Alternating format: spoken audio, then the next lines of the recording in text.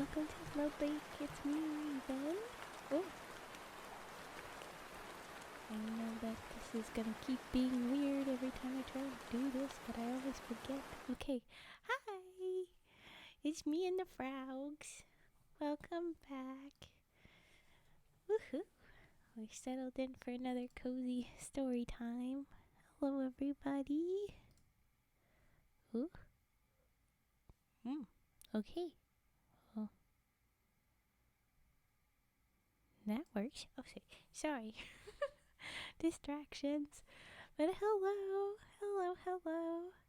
I wanted to say, I have my first origami how-to video up on YouTube now. There was kerfuffle trying to figure out where to put the PDF with instructions, because you can't do PDF on YouTube. So that took some time, but I think I got it. It is there. I'll figure out the next ones eventually. The yawns began early tonight. Oh no. But it is there, and I am excited to post more of those so that you guys can follow along for the next origami streams. Speaking of, the plan so far is to have origami stream tomorrow, and then another folktale reading on the evening stream, so that we've got those two. And then you'll get another how-to video by Wednesday, and then I'll keep making more as well as some of my other stuff that I'll be adding to YouTube.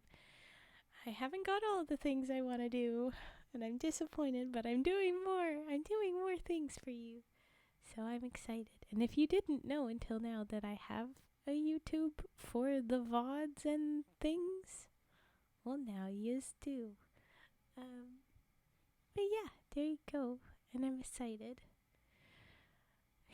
Thank you, Pep, for the little dancey. And yes, thank you for that.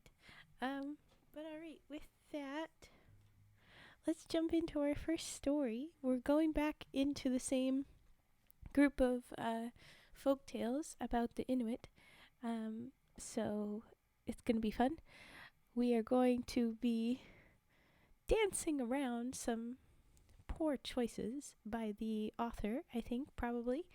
But it seems, for the most part, is that there's a difference in when it's a proper story that was, like, told by the people and then written, sorted out, and where it was just the author saying some bullshit. So, I think that this is another one where it's just a story, but we're gonna see. And yeah, we'll read that. Maybe have words out into the ether to send to the shitty author from 1922. Yeah, I don't think she's alive today. Maybe she is. Good for her if so, but also no. But yeah, we'll have fun, hopefully.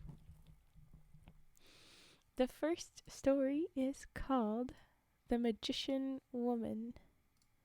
The Woman Magician order. Mixed up.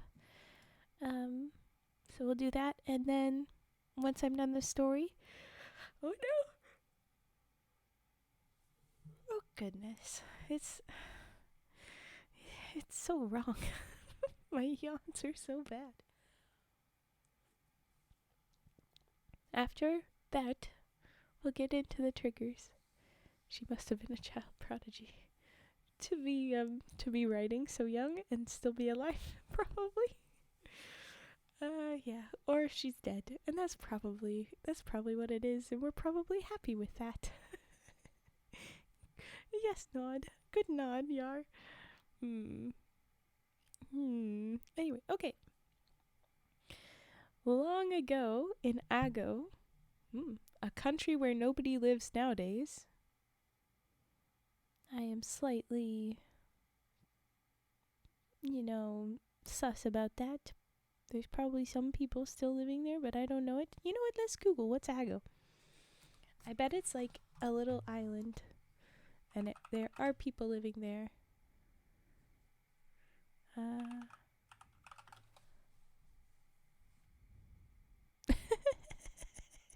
The first thing that pops up is Game of Thrones shit.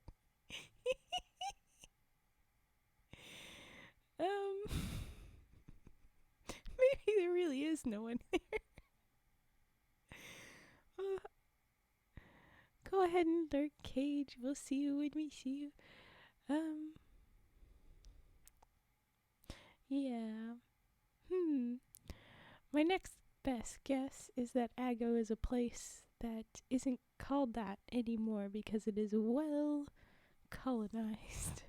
But anyway, because this is supposed to be all stories of Inuit. Like there's people still there probably. You just don't talk to them very much. Anyway, there were two large houses standing far apart. In each of these houses, many families lived together. In the summer, the people in the two houses went in company to hunt deer and had a good time together. When fall came, they returned to their separate houses. The names of the houses were Quern, Queurn, Quern, and Exaluk, Exaluk. Exaluk. Okay. My brain is thinking, is this going to be in fair Verona where we lay our scene? The two big houses. But it says that they have a good time, at least in the summer. So let's hope not. One summer it happened that the men from Kern had killed many deer, while those from Exaluk had only caught a few. The latter said to each other, "They are not fair. They shoot before we have a chance." And they became very angry. "Let us kill them," said one. "Yes, let us kill them, but let us wait till the end of the season, and then we can take all the game they have in their storehouse," said the others. For the game was packed in snow and ice, and was taken home on sledges. I'm used to sleds instead of sledges. Dog sledges when the hunting was over. Cool. We're going fair Verona direction. Oh no. They hate each other. It's war. Oh, okay. When it came time to go home, both parties agreed to go on a certain day to the storehouses and pack up the game ready to start early in the morning. Hello! Hello! We got a couple more people join. Hello, hello! Oh, and yes, I didn't even say it, but I saw your Bert and Ernie. Yes, they're hanging out. They're hanging out in the corner. Genarium. Bert and Ernie are here. We've got everybody. I'm trying to figure out, I need to put little name tags on them for a few reads so that people all learn their names. Or maybe I just keep it for us OGs. Everybody that's, in on it. They know the names because they were here for it. I don't know. Okay. Anyway, they said that they're gonna get the stuff from the storehouses. They're gonna go. They got ready in the morning. This was the time for which the men of Exaluk had been waiting. Oh no. They started off all together with their sledges, but when they got a long distance from the camp and very near to the storehouse, those from Exaluk suddenly fell upon the others and slew them, for the men from Kern had never suspected that there was any ill feeling. Fearing that if the dogs went back to camp without their masters, the women and children would guess what had happened, they killed the dogs also. When they returned, they told the women that their husbands had separated from them and had gone off over a hill, and they did not know what had become of them. Now, one of the young men had married a girl from Kern. It really is messed up. Star-crossed lovers. It always happened. Okay. And he went to her house that night as usual, and she received him kindly, for she believed that she had heard about the men of her party straying off. She and all the other women thought the men would soon find their way back, as they had hunted in these parts so long that they knew the land. Ooh. But in the house was the girl's little brother, who had seen the husband come in, and after everybody was asleep he heard the spirits of the murdered men calling, and he recognized their voices. They told him what had happened, and asked the boy to kill the— It's Macbeth too! Oh no! This is very Shakespearean. Oh no! Ah! Maybe Shakespeare knew this and ran off. No. Okay. Okay, so they told him what happened, asked him to kill the young man in revenge for their deaths. So he crept from under the bed and thrust a knife into the young man's breast. Then he awakened all the women and children in the great row of huts and told them that the spirits of the dead men had come to him and told of their murder. No. I really tried to suppress that yawn. Oh no. Okay. They came to him, told him of the murder, and had ordered him to avenge them by killing the young man. "Oh, what shall we do? What shall we do?" they cried. "They have killed our men, and they will kill us." They were terribly frightened. "We must fly from here before the men from Ixalic awaken and learn that the young man is slain in revenge," said one of the old women. "But how can we fly? Our dogs are dead, and we cannot travel fast enough to escape." Steal their dogs? I don't know. "I will attend to that," said the old woman. In her hut was a litter of pups. "Ooh, puppies will save us." And she was a conjurer, she said to them. Oh yes, this is a story about magic. I should have been waiting for a woman magician to show up. Here she is. Okay. She said to them, "Grow up at once." She had no fairy wand to wave over them, but she waved a stick, and after waving it once, I feel like that's a pretty clear colonization, sanitization moment where the author inserted that. I think I would guess. Well, she didn't have a fairy wand, but she did this. Or she just told them. I don't know. Anyway, okay. Oh, she waved a stick, and after waving it once, the dogs were half grown. She waved it again, saying, "Be full grown instantly," and they were. Perfect. Okay, here we go. They harnessed the dogs at once, and in order to deceive their enemies, they left everything in the huts, and even left their lights burning, so that when the men arose in the morning, they would think that they too had arisen and were dressing. When it had come full daylight next morning, the men of Ixalic wondered why the young man did not come back to them, and presently they went to find out. They peeked into the spy hole of the window and saw the lamps burning, but no people inside the hut. They discovered the body of the dead man. No! Arisen. Oh no. And for that terrible fun, you get 13% Riz. I think that's befitting for you. Okay, they discovered the body of the dead man, and when they looked, they saw the tracks of sledges. They wondered very much how the women could have gone away on sledges, since they had no dogs, and they feared some other people had helped them to get off. They hastily harnessed their own dogs and started in pursuit of the fugitives. The women whipped their dogs and journeyed rapidly, but the pursuers had older and tougher animals and were likely to overtake them soon. How did they know that they were coming? They became very much frightened, fearing that they would all be killed in revenge for the death of the young man.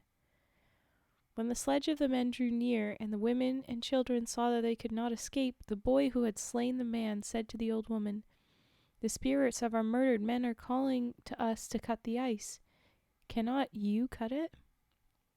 "Oh no, I think I can," she answered, and she slowly drew her first finger across the path of the pursuers, muttering a magic charm as she did so. The ice gave a terrific crack, and the water came gushing through the crevasse. They sped on, and presently she drew another line with her finger, and another crack opened, and the ice between the two cracks broke up, and the floe began to move. The men, dashing ahead with all speed, could scarcely stop their dog team in time to escape falling into the open water. The floe was so wide and so long that it was impossible for them to cross, and thus the women and children were saved by the art of their conjurer. The end. But okay, she do magic, she save. Oh goodness. The next one is called The Bird Wife. I'm concerned. Ooh, Rose got 80. There you go. There you go. Did we have a bird wife before? Why does it feel like in one of the fairy tales there was something like that? Hey, Fett and Rose, twins. Look at you. Twinsies. Okay, let's get rid of this.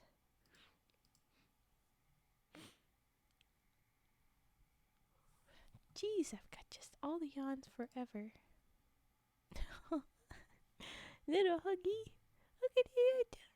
Oh, okay. We're gonna start with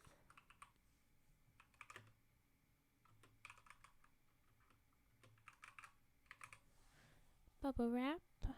And, I'll take that hydrate. Thank you. We'll both hydrate. A reminder for the two of us. Imagine if you had to redeem your ribbits to be allowed for you to have hydrate. Oh no.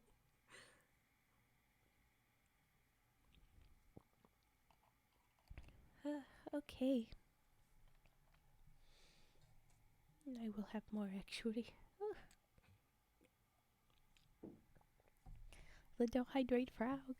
Sipping Arizona watermelon tea. Nice. We all hydrating. Good, good. Everybody hydrate together.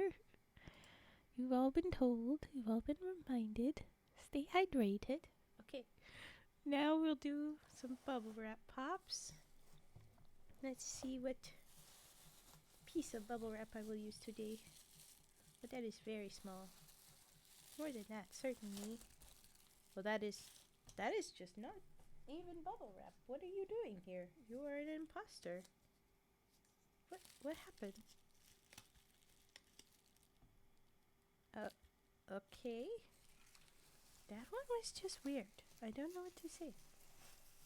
I want pieces that are not too big and not too small, so that we have time. Okay.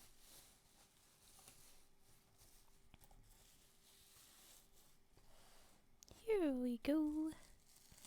Bubble wraps times begin. Me unwrapping. Lots of tape. Get out of the way, tape.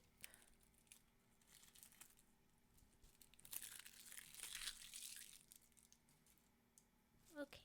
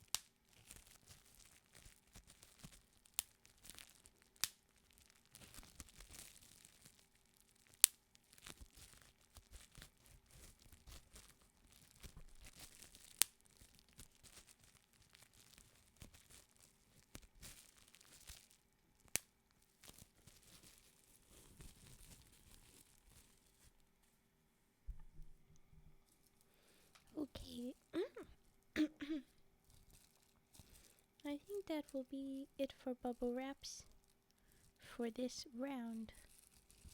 I have another couple pieces, another couple bits left though, so we have lots to do. Oh, this is actually very helpful. How did that get buried in there? I have found 2 small pieces of Velcro, which I did not know I has. Hello, Tetra. It's noisy. Okay. Okay, I put the crinkly things away for those of you that is not fan of said sounds. Okay, but now cards. We have card dealing. And I did do the hydrates. Okay. Scoot everything around. Here we go.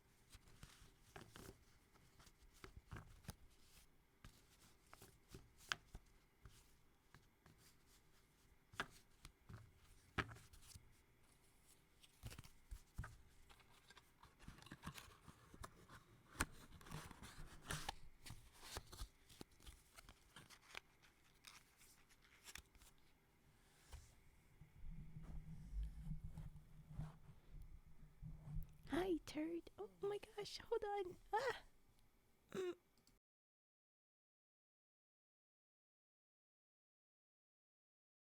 Ah! My voice. Okay. Hello. Hi, turd. Hi, Dumda. Fun little goose. Well, there is our card dealing, but now we have page ruffling. So I'll do that now. Whoa. Okay.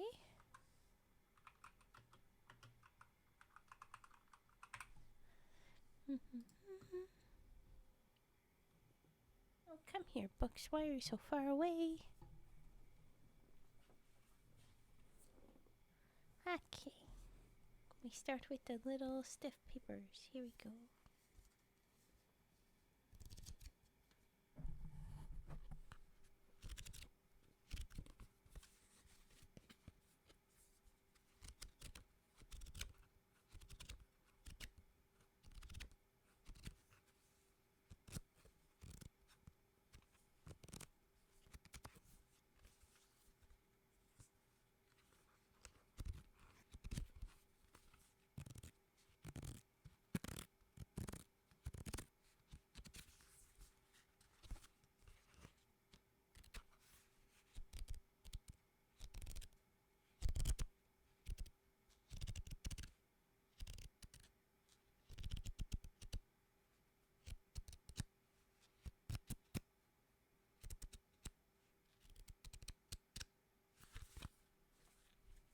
there's a bit of the little book page ruffling. Ooh, thank you for the follow, Nightmare Horns. Welcome, welcome. Thank you. Hi. Have I told you about your car's extended warranty yet? What if I don't has a car? I don't have much use for it in the forest. Had a hectic day at work today. I'm tired now, but I don't want to sleep. Ugh, I know that feeling. But I'm gonna have to say I vote go to sleep. Go sleep, Turt. Everybody yell at Turt to go sleep. Or just hang out here and watch yourself fall asleep. Okay, here's the big book for ruffly papers. Bruh, nap time. See? Immediate bullying. Welcome. Bullying about do the self-care, but yes. Okay, here's the big book.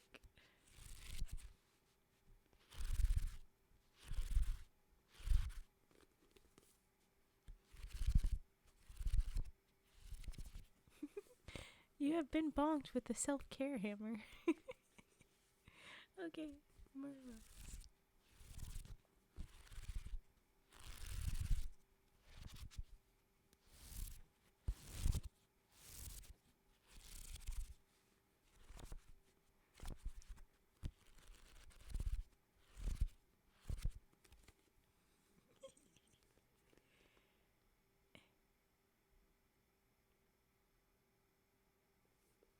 I see, but hecker? I see, but gur? Is that what you... I told them to. I did tell them to. You can blame me. Okay. Good job, everyone. Thorough job. No more needed. There you go. Turtsies.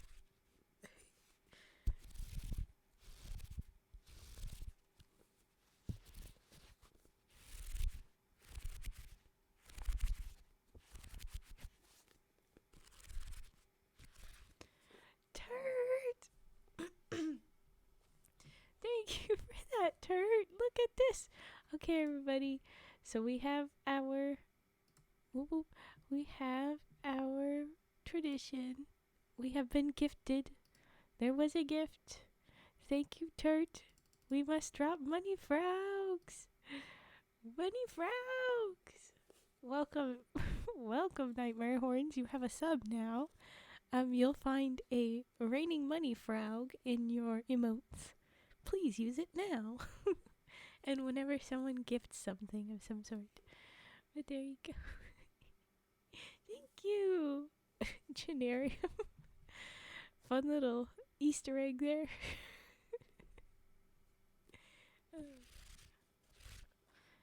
These last few fluffs, I just want to get the air. I like it. This is the vibe today. Old book smell fluffed into my face like that. Whew. Okay.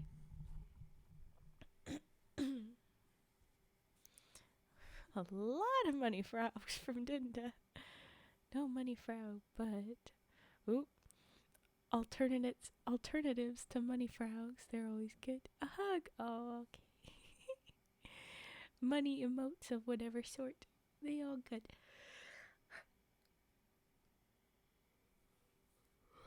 My yawns are a freaking menace. They are a menace.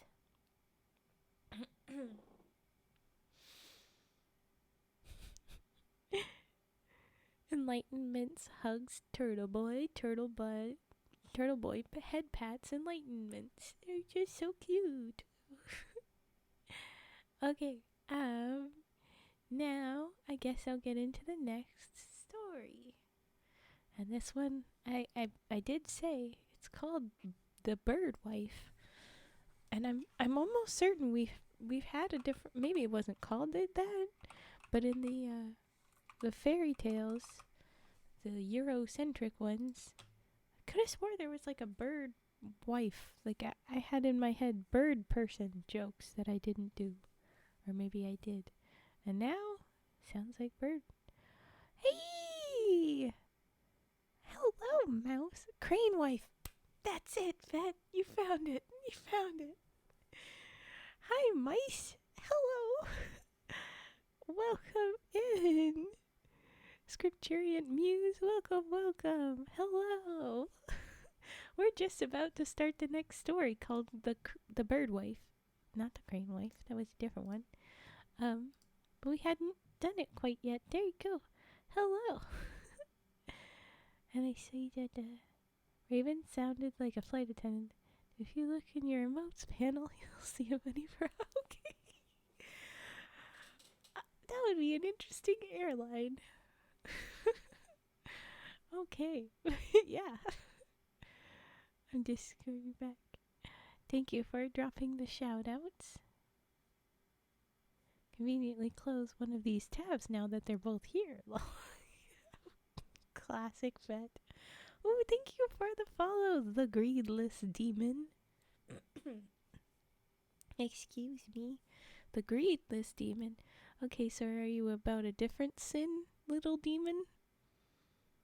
Which sin are you? Pride.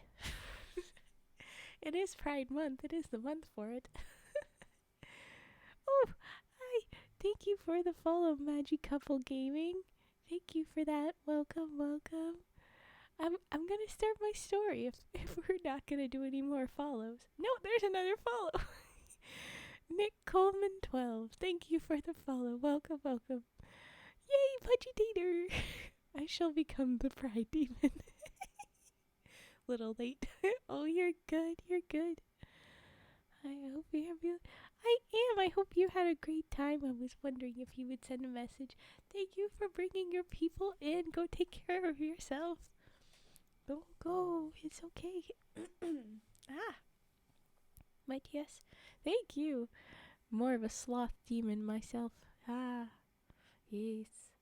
And envy and gluttony and lust and wrath. Yes.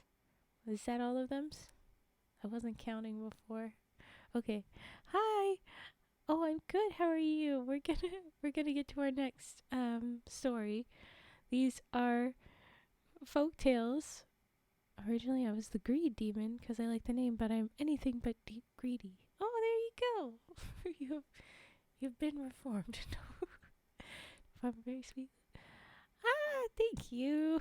Thank you, Scripturian. Near the start of my shift today, I had a customer almost hurt themselves trying to help me. Stocking some bottles of coconut water and dropped one. She stopped it, but oh no, she fell over. Oops, slippery. But she tried. Thank you for the follow. It's Jeremy. Thank you very much. Welcome. Okay. Yeah. Definitely, my goodness. I want to recommend one story. Oh, well, I probably won't do it tonight, but tell me about it. Or if you want, you can join the Discord. We have a story sharing suggestion spot specifically because we get so many suggestions, especially of the SCP reads. But right now we're doing a specific little folktale booklet that I want to go through. You could definitely recommend it. I don't know if I'll do it tonight is all. That is what I'll say. And I do want to start this one, but I like chatting quickly. I will give my little blurb about what this is tonight, that I did at the start, sort of. So I start going through different fairy tale anthologies from a website, and we started out with lots of European fairy tales, and we got through red, blue, green fairy tale books of different wacky, freaking unheard of fairy tales. And then I've chosen to go into the folk tales, and I started with the Native American folk tales because I am a deer woman. Hello, that's what I am. It is a character in indigenous stories. Long story. Anyway, I'm fun. Kind of a boogeyman if you're a bad guy.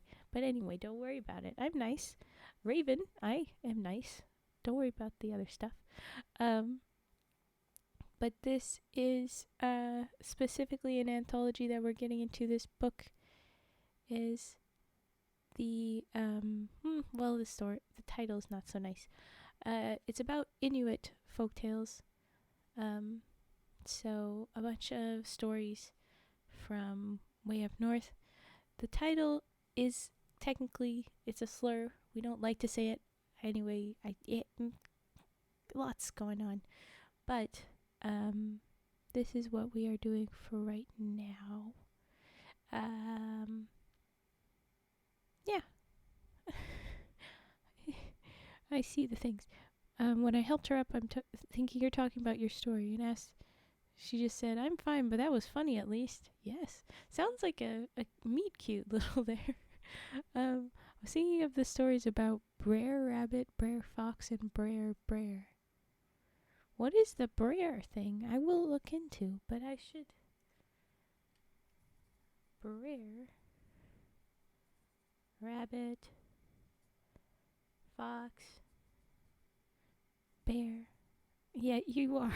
You're good at making me flustered. It's a side quest, I think, for many of you.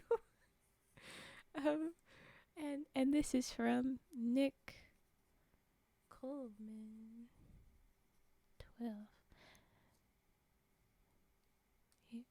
No, it's good to make the recommendation. I just might not do it right now. This is not spoopy time. I'm sorry. It's Folktales. It does say it, but yeah, easy side quest. Yes, the side quests seem to be to fluster Raven. So there is a little bit of a goal. If you do get me blushing, I will make my motto blush. It's not that hard. And then keep Raven on for too long. Distract Raven. Just all kinds of mess up Raven's plans is a little bit of the goal sometimes. Thankfully, I have mods that are like, okay, the joke's gone too far if need be. But yeah, okay. I will have to look about the Brer. It sounds like a lot of fun, but I might not be getting to that tonight because I like to keep to my books. Now I've gotten into a pattern, but yeah. Hi, Annie Bell. Hello. Welcome in. Yes. There you go. It was created by Joe Chandler Harris. If there's one specific person, how much are they a folktale? You know what I mean? The idea to me is that they're oral histories. And they all got jumbled up, and there's 5 different versions of it at a minimum. But okay. Joe Chandler Harris. Interesting. Alright. I'm going to actually read the one that is up right now. That's a little scratch the brain thing. I've had the title up and I haven't started it. The people that watch the VODs on YouTube that skipped till they saw the title are gonna be annoyed. But I'm gonna go ahead with this. And hopefully we like these little ones. Okay. Itajung, one of the Inuit tribe, was vexed because a young woman would not marry him. Okay, Itajung. We got our main guy. And he's looking for his bird wife, probably. Okay. Alright, sorry, I got distracted. Itajung, one of the Inuit tried a woman would not marry him, so he left his home and traveled far away into the land of the birds. He came to a small lake in which many geese were swimming. On the shore he saw a great many boots. He cautiously crept near and stole a pair and hid them. Okay, so the geese have boots, and he has stolen boots from the geese, I guess. Which is funny because the other bird wife thing that I thought of, that I was scratching my brain, was the crane wife, and now we've got another long-necked bird to wed. What is with that? Anyway, okay. Presently the birds came out of the water, and finding a pair of boots gone, they were alarmed, and quickly forming into two long lines with their leader at the point where the lines met, okay, so I'm guessing the V that they usually do, they flew away crying, honk, honk, honk. But one of the flock remained behind, crying, I want my boots, I want my boots. Okay, so they just abandoned the one. They just did not care that you were behind. All right. Itajung came forth from his hiding place and said, I will give you your boots if you will become my wife. What if the geese were not women? Why are you calling wife then? Geese are brutal. They are, and it makes sense that they just abandoned one. Usually, geese can perfectly well defend themselves. But anyway, okay, we'll see. That I will not do, she replied. Ooh. Very well, he said, and turned around to go away. I don't want to, but I will be your wife if you will bring back my boots, she called. Okay, so he bluffed her and it worked. He came back and gave her the boots, and when she put them on, she was changed into a woman. Is that normally how that goes, considering all the rest of the geese got their boots and left? A little confused. Oh, okay, nightmare horns. Bye-bye. We'll see you another time, hopefully, but goodbye. Thanks for being here.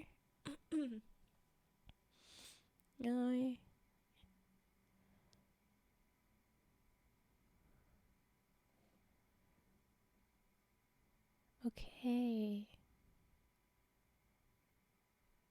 Okay, so this Brer Rabbit, Brer Bear, Brer Fox, they're all maybe an amalgamation from the stories that he heard from somebody else and he claimed for them. That's fun. But, okay. Intriguing. I will list it. Alright. She's a woman now. The crane's a woman for whatever reason. Magic, I don't know. Feels very European fairy tale there. Anyway, they walked away together and wandered down to the seaside, and as she liked to live near the water, they settled in a large village by the sea. Here they lived for several years and had a son. Itajung became a highly respected man, for he was by far the best whaler in all the Inuit tribe. One day they killed a whale and were busy cutting it up and carrying the meat and blubber to their homes. Many of the women were helping, but though Itajung was working very hard, his wife stood lazily looking on. Come and help us, he called to her. My food is not from the sea, she replied. My food is from the land. I will not eat the meat of a whale, neither will I help. You must eat it. It will fill your stomach, said he. She began to cry and said, I will not eat it. I will not soil my nice white clothing. Okay, so I guess she's referring to the blood that might stain it. But what else are you gonna eat, lady? Okay, you're a person now. You're not a goose. Like, come on. You said they were getting boots and the boots turned them into women. In this particular case, the geese were in the water, and when they got out of the water, they went to their boots, which they had left. But the guy had stolen the boots, and the one that didn't have boots, she turned into a woman when she got her boots back.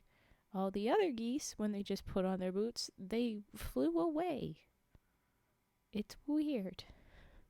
Why do I always join your stream when I want to do a gaming night? I get to eat piece of bass with you. Ha ha ha! We told you to go bed. It did it. I did it. Yay! I will not eat them here nor there. I will not eat them anywhere. The goose woman says, I do not like your whale and your green whale, and offer her something else so my joke works, please. Okay. She went to the beach and searched for feathers. When she found some, she put them between her fingers and the fingers of her child. They were both turned into geese and flew away. Oh no! She just had to find any feathers and it worked. When the Inuit saw this, they cried, "Ita Jung, your wife is flying away." Ita Jung became very sad. He no longer cared for the meat and blubber, nor for the whales spouting near the shore. He followed in the direction his wife had taken, and went all over the land in search of her. After traveling for many weary months, he came to a river where a man with a large axe was chopping chips from a piece of wood, and as fast as he chopped them, they were turned into salmon. Ooh. And slipped out of the man's hands into the river and swam down to a large lake nearby. The name of the man was Small Salmon. Well, all right. Yeah, the dude that makes small salmon from chipping wood, that would be his name. The stories were told by a fictional African-American man named Uncle Remus.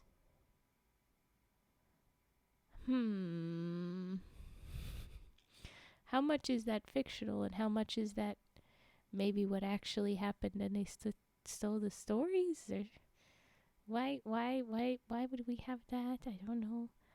And I would have gotten away with it too if it wasn't for Raven and her calming voice. You look really beautiful. Oh, thank you. I'm very glad of the model. It suits me well. We had to work hard to get my antlers in this V-tube form. Small Salmon, the Salmon Man. Yes. I like that a lot. The person, it was Olivia 2D that I got model from. So I like it a lot too. Okay. Small Salmon. Yes, that's who we're saying hi.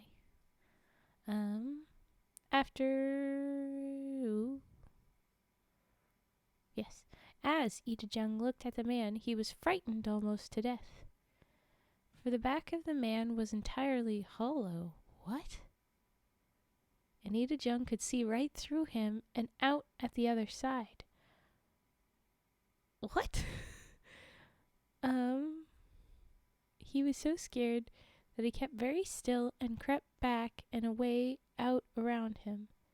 He wanted to ask if the man had seen his wife, for that was what he asked everyone he came to. So he went around and came from the opposite direction, facing the man. How does this work? So he had come up behind him, I guess.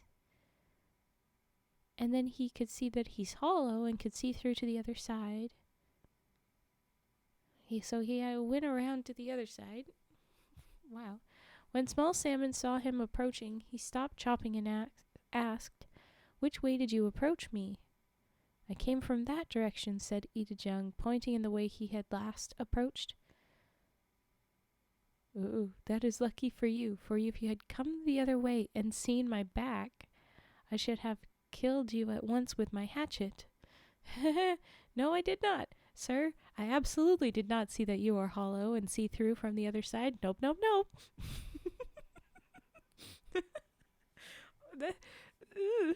Small Salmon, the Salmon Man has issues. Yeah. Oh, hello, Natsu. I'm doing good. Hello.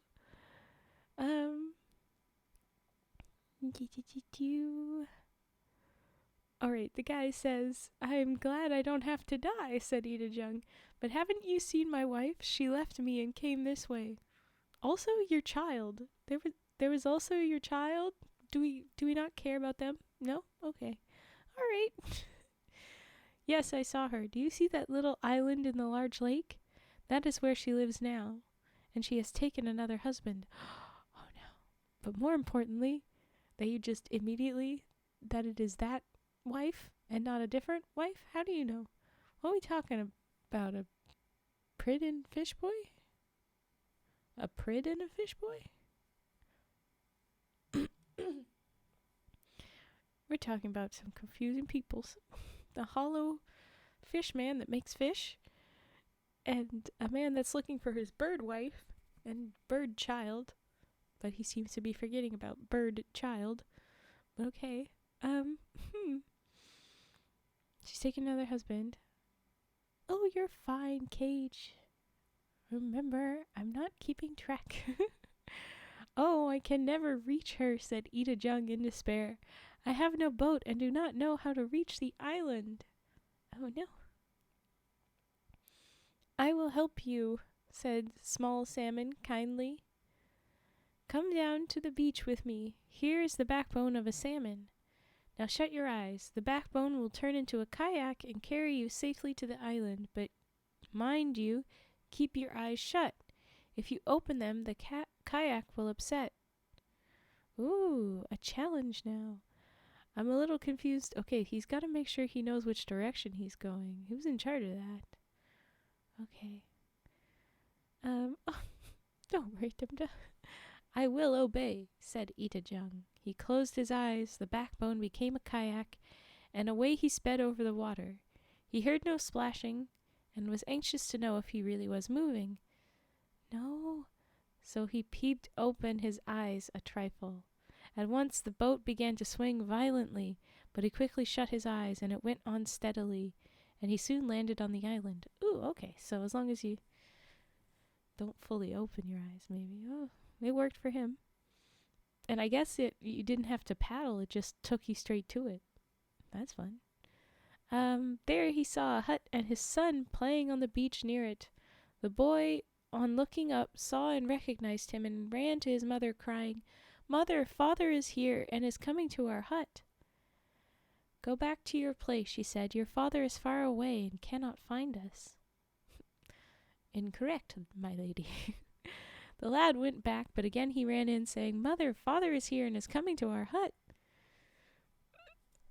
Why is he not talking to his dad? Why is he not doing anything? What's going on here? Again she sent him away, but he soon returned, saying, Father is right here. He had scarcely said it when Ita Jung opened the door. When the new husband saw him, he said to his wife, Open that box in the corner of the hut. Ooh. She did so, and a great quantity of feathers flew out and stuck fast to them. The hut disappeared. The woman, her new husband, and the child were transformed into geese and flew away, leaving Ita Jung standing alone. So he had gone through all that effort to find them, and too late. Oh, they'd gone. Does he never find them again?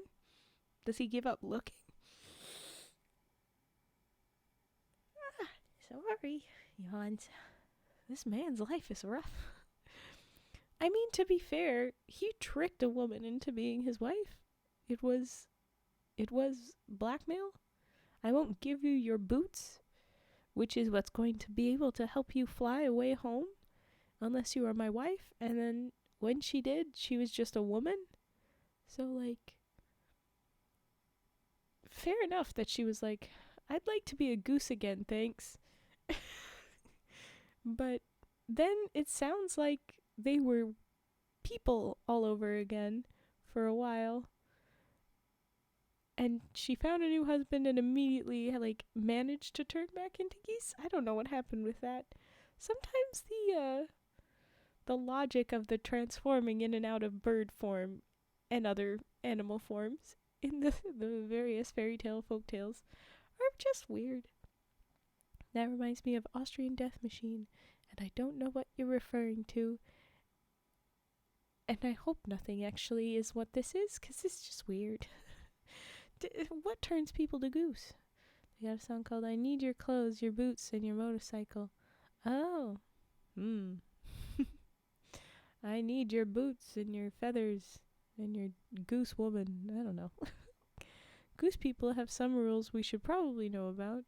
Yeah, if we're going to read a story about them, I feel like we should understand a little bit better how they work, but oh well. Okay. That was The Bird Wife. Miss Goose Lady. The Spirit of the Singing House is a super short one. I was just clicking the next one here, and it is tiny, so I will read that one, and then we will do redeems, okay?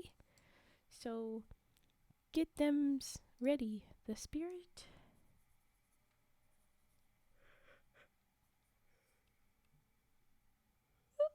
story of the singing house.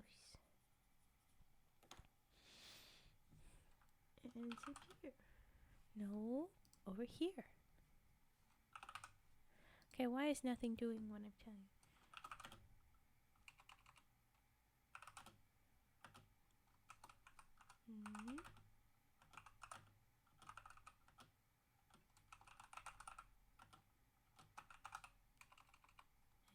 House.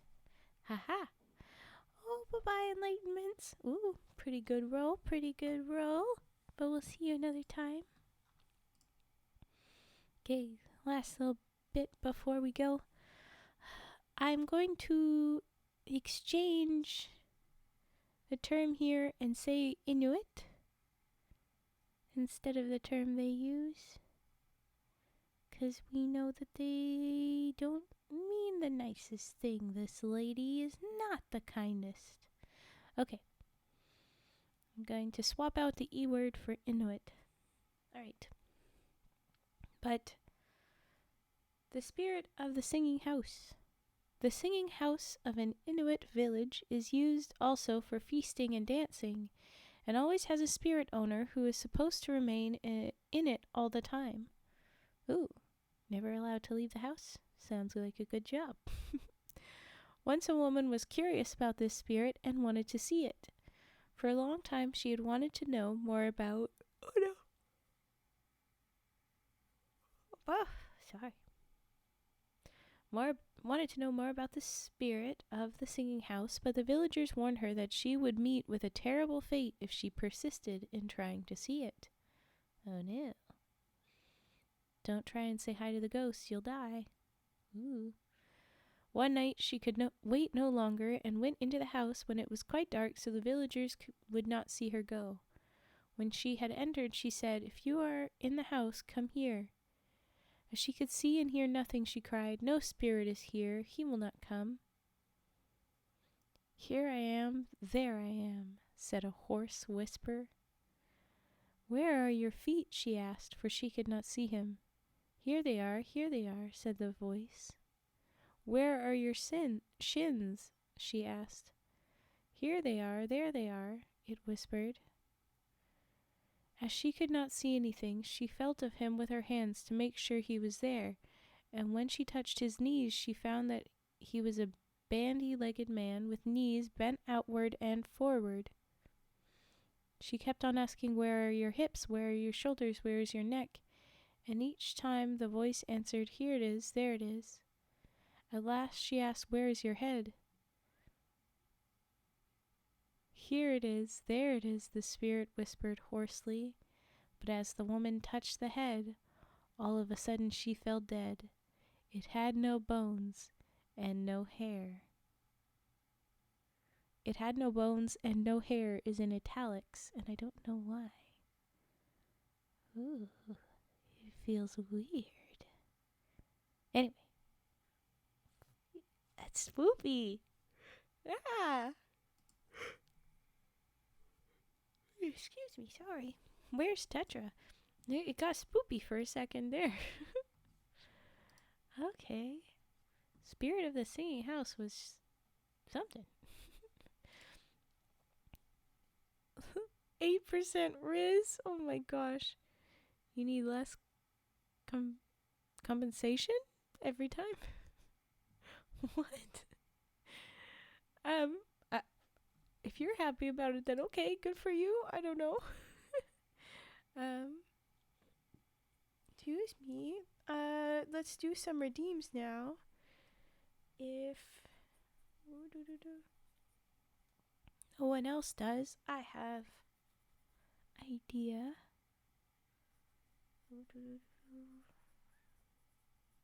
There's something. I'm just writing down what the next stories will be in the little book. I keep track of it all. Okay, we'll do page flipping. Alright. Ooh. It was going to be Bubble Pops. So, you guys already covered it. We're already set. But I'll start with the page flipping. We've got that lined up. Pop, pop, pop, pop, pop, pop, pop. Got it. Oh, what is this? Feels weird. I don't know what that means. I will have to watch later. Put that in the clips in Discord so I can grab it later. But let's do some page flipping for right now, cause that's what I'm supposed to do. Here we go.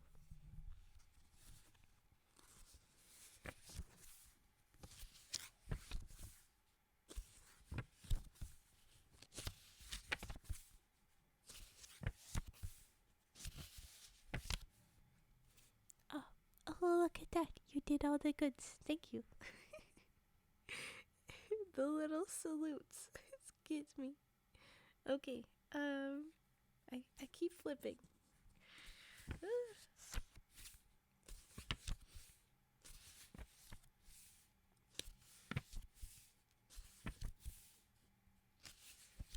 Unlike most streams, my yawns tonight are almost entirely because eepee. I feel the big eepee. Ooh. Not planning to half-ass clips. Awesome. Thank you. Okay.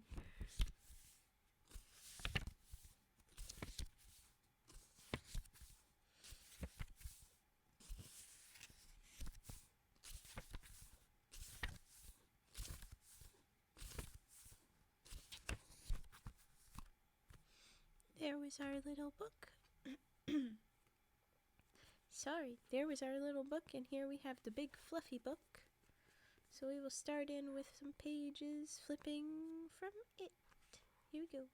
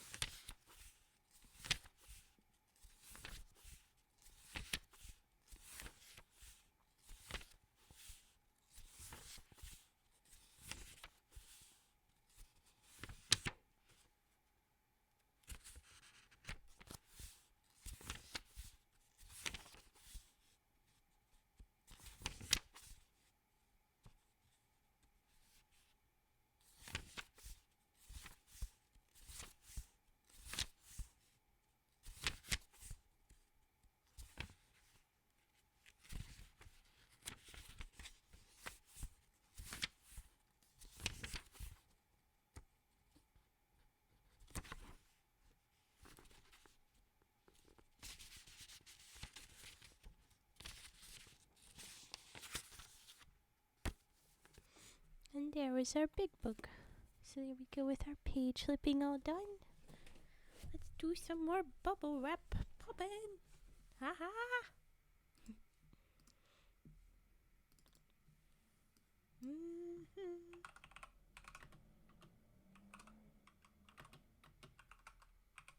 There we go. Ooh! Who heard the little pop there? I heard a little pop. It was my knee. Okay. I have the bubble wraps. Yeah, we got bubble. That wasn't the bubble wrap. That was my knee. This is bubble wraps.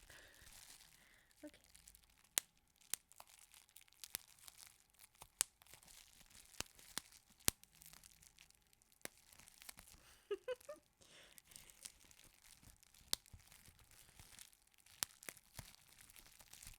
Hi, little honk.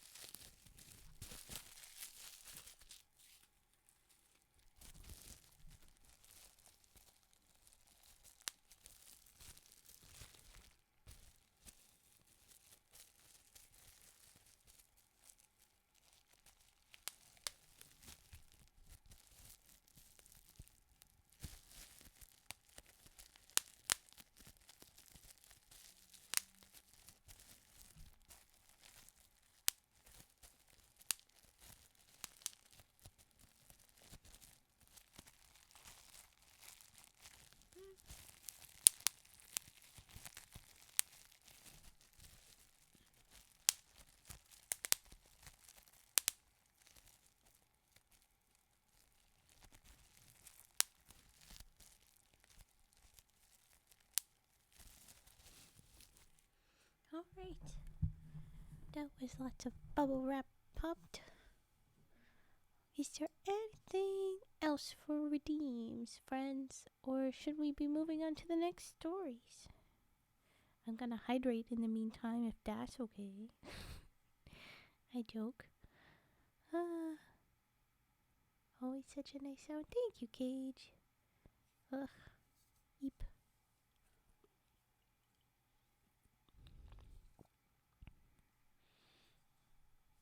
Well, of course you can. You don't want who redeems? I can do singing frog. Oh, there is redeem. Why wouldn't you be allowed singing frog? Of course. There we go. Was looking for it. Aha! Sometimes they do hide. But okay, here is Singing Frog. A classic. I usually do this up close. There you go. Okay.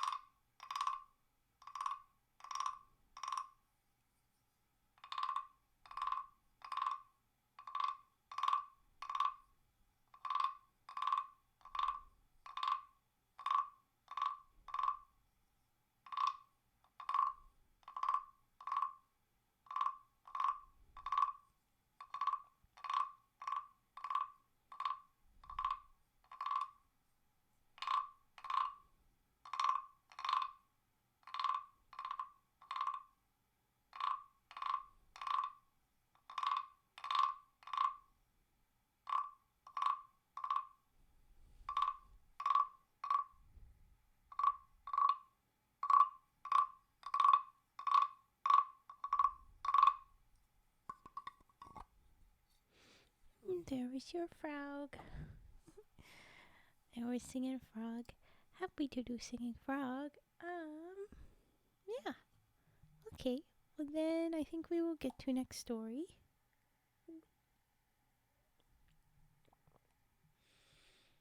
For these short ones, I think it's like a perfect time to do like one of these short guys, maybe two, and then about 3 redeems, maybe 4. It's kind of, it's good numbers. We did good. Ugh.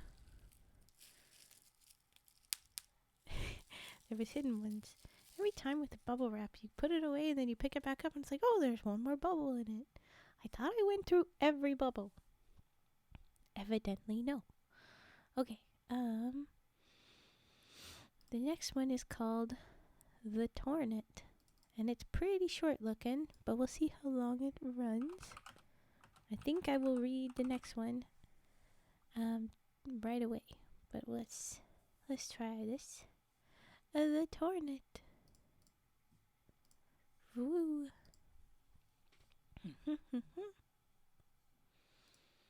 In the olden times, the Inuit were not the only tribe living in the Arctic. They say the E word country, but the Arctic? I don't. It's true. In the olden times, there was a bunch of other different groups, but now it's kind of been homogenized or died away because of all the super fun things that kill off a group of people. Okay.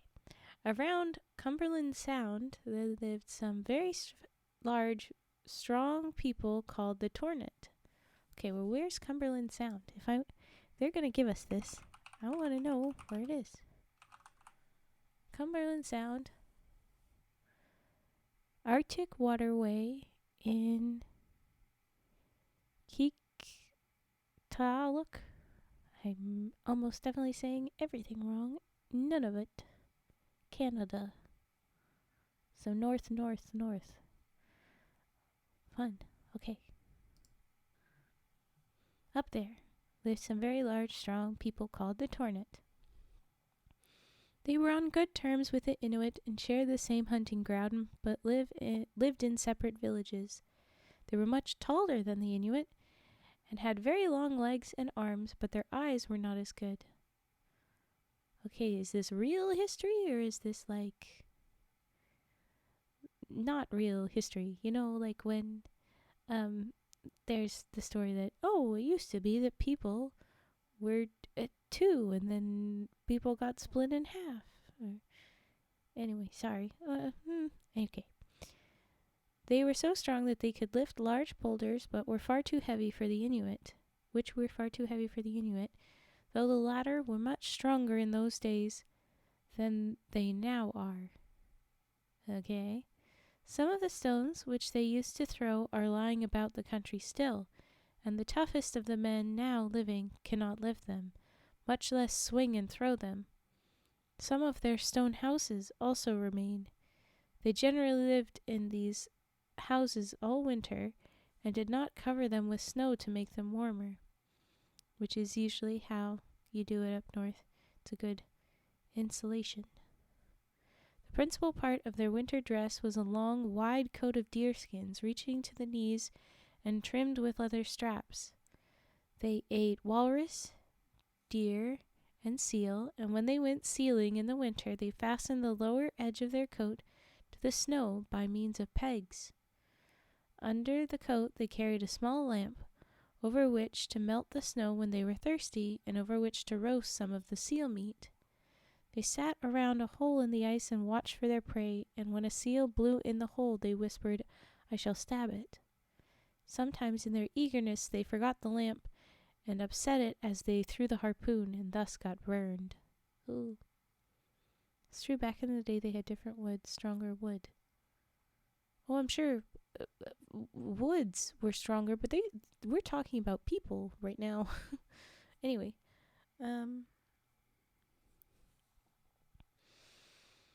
their strength was so great that they could hold a harpooned walrus as easily as the Inuit could hold a seal. These weaker men did not like to play ball with them, for they did not realize how rough they were and often hurt their playfellows severely. Ooh. This the playfellows tried to take in good part, and the two lived on friendly terms except for one thing. For some reason the Tornit did not make kayaks for themselves, although they saw how convenient they were for hunting when the ice broke up in the spring. Every little while they would steal a boat from the Inuit, who did not dare fight for their property because the thieves were so much stronger. No worries, Dumda, no worries at all. It is a fun thing to talk about the different strengths of woods in the now and the old days, because that's a whole thing. Old growth forests come back. God dang it. Okay. This ranked in the hearts of the Inuit, and they would talk among themselves and threaten to take vengeance on the robbers. They debated what they should do, either to get rid of the Tornit or to make them cease their depredations. This state of affairs had gone on till the Inuit were at fever heat, when one day a young Tornit took the boat of a young Inuit without asking, and in sealing with it, he ran into some blocks of floating ice, which stove in the bottom. The owner nursed his wrath until night, and then when the thief was asleep, he slipped into the tent and thrust his knife into the Tornit's neck. Ooh. The Tornit tribe had been aware of the growing dislike, and when at last one of the Inuit took revenge, they feared that others might do the same, and in similar secret fashion, so they decided to leave the country. In order to see their neighbors, they cut off the tails of their long coats and tied their hair in bunches that stuck out behind to look like a strange people as they fled.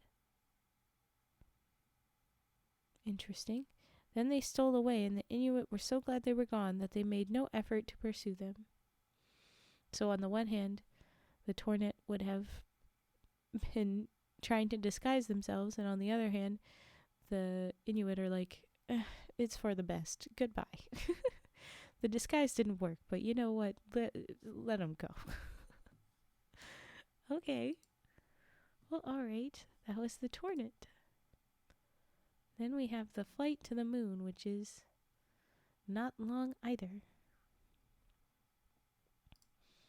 I feel like this one will be a little bit more whimsical. The flight to the moon sounds great.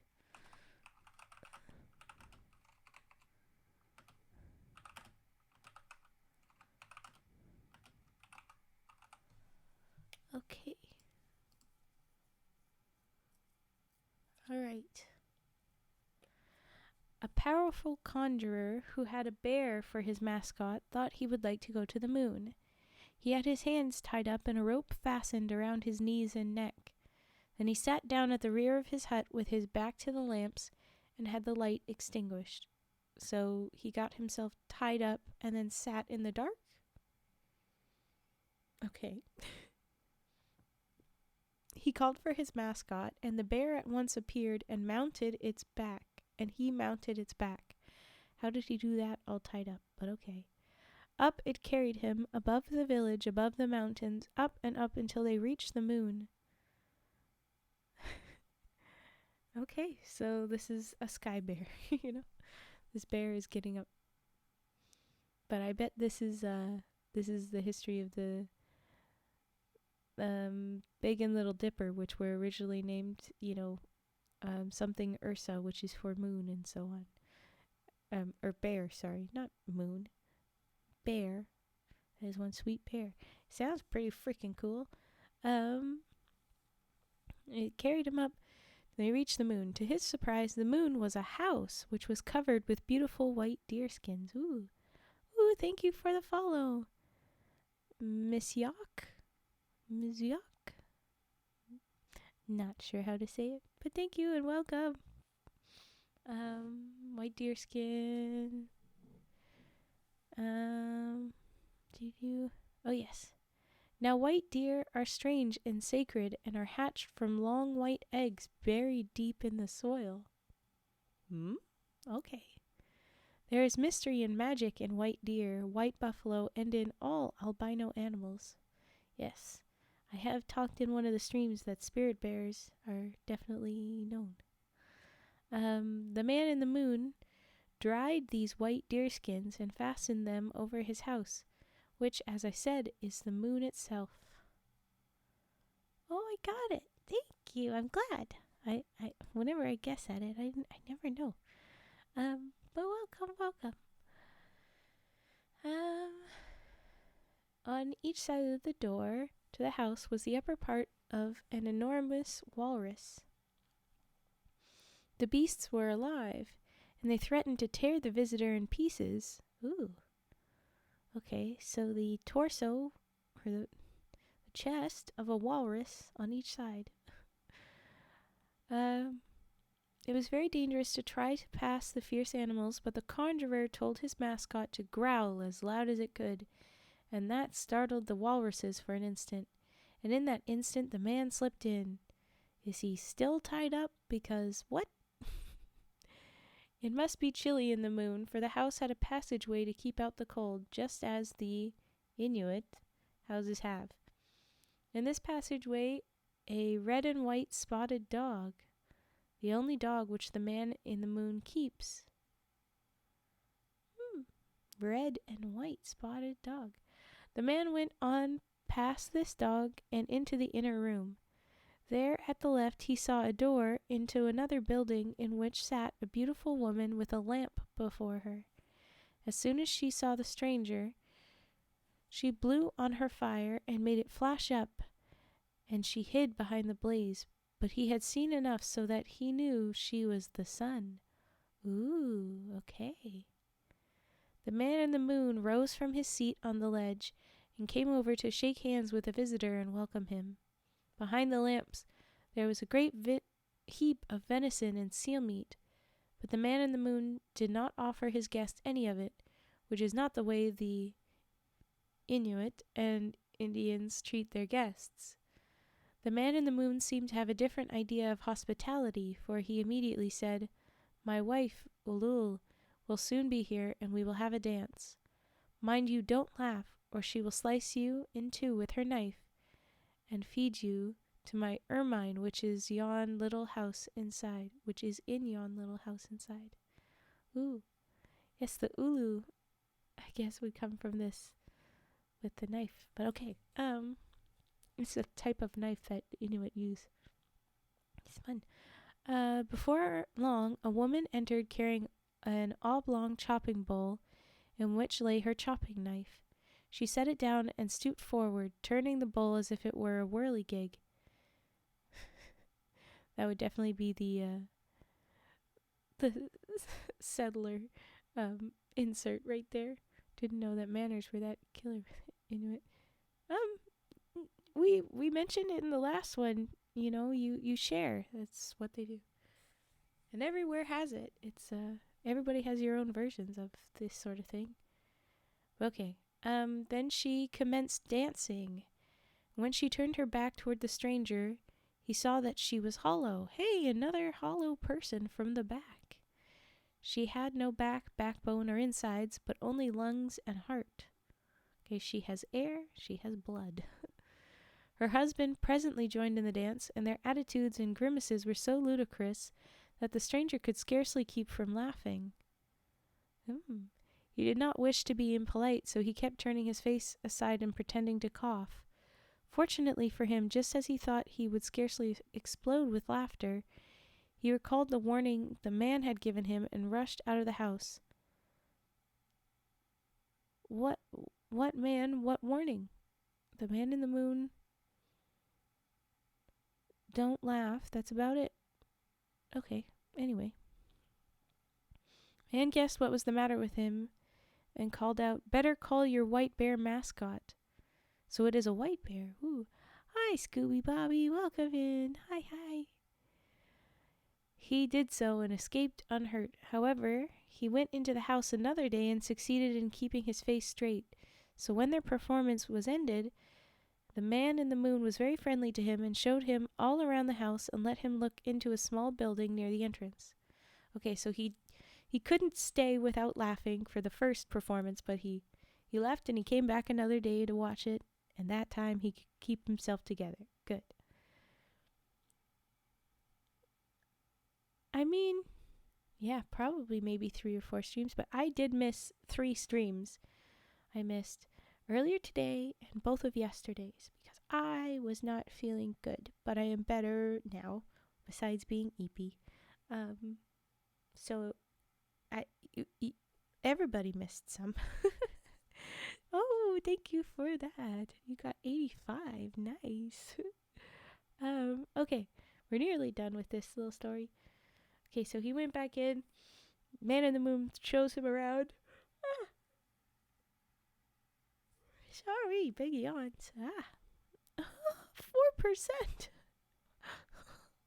That's nonsense. It's a liar. I disagree. The bot is wrong. Okay. He showed him around. Oh, you know what I mean. 22%. Ooh, that's still no good. The love bots is being mean. The bot isn't being all that nice today. The highest number it has given is 85. And Scooby Bobby got that just now. So, like, nobody's gotten the best numbers. 85 is pretty dang good. And 80s were good too. But, like, oh, well, there you go. 18. That's a real good one. But, like, most of our numbers were not very good. You got 2 out of 3 pretty dang good. I would take that and run. Okay.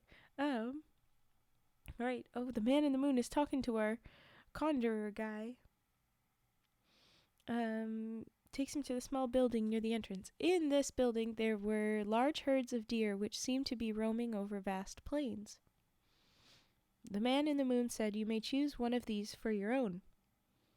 And as soon as he did so, the animal fell through a hole and alighted on the earth right by the conjurer's hut. Ooh, instant delivery. Marvelous. In another building, there were many seals swimming in an ocean, and he was allowed to choose one of these, which also fell down into his hut. Now you have seen all I can show you, and you may go home, said the Moon Man. So the conjurer called his mascot and rode down through the air to his hut. There his body had lain motionless while his spirit was away, but now it revived. That's how he did that with all the cords. Okay. The cords with which his hands and knees had been bound dropped off, though they had been tied in hard knots. The conjurer... What was that? The conjurer, felt quite exhausted from his trip, but when the lamps were lighted, he told his eager neighbors all he had seen during his flight to the moon. The end. Well, that was cute. I like it. Okay, so it was the little magic man that tied his own arms and such up, but then that got him over there. Ooh. And now we have a follow-up or a prequel or an alternate story. What the Man in the Moon Did is the next one. But now we'll do more redeems if you have them. But it will be What the Man in the Moon Did. What the Man in the Moon did. Oh, Scooby Bobby, I just see. Go eep. No worries. Go eep. Go eep. We will see you some other time when we see you. I don't know. Whatever that is. Oh, no, of course you did. Here I was, thinking I could escape. You can never escape, Raven. There's always rage puffing. Ah. Oh, boy. Oh, my God.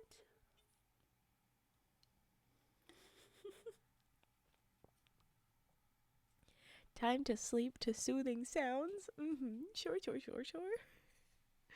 This will be so soothing, I'm sure. Won't sound at all like a awful beatboxing, as other people have said. Okay.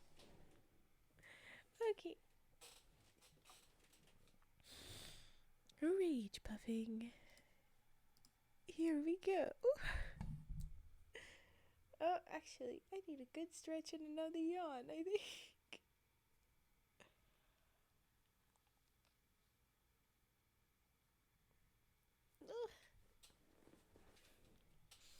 I needed that. Awful beatboxer. Well, you tell me. Here we go. Focus, Raven. I'm too giggly and eepy. Okay. Focus. I'm rage.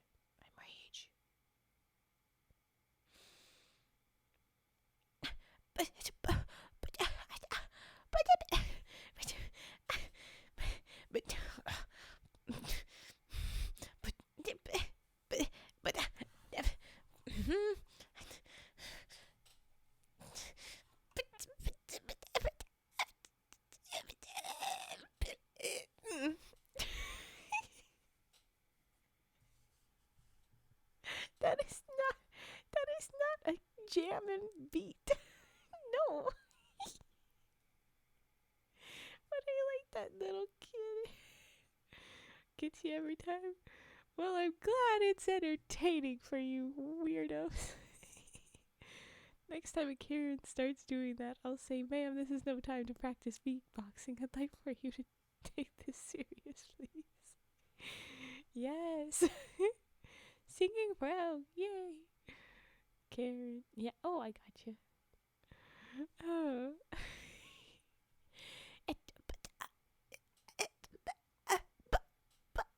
No. No, Karen. Good night, all frogs. Good night, Scooby Booby. Every time I read your name, it just look a little like that's what it is. Ah, okay. Rage, puffin', done.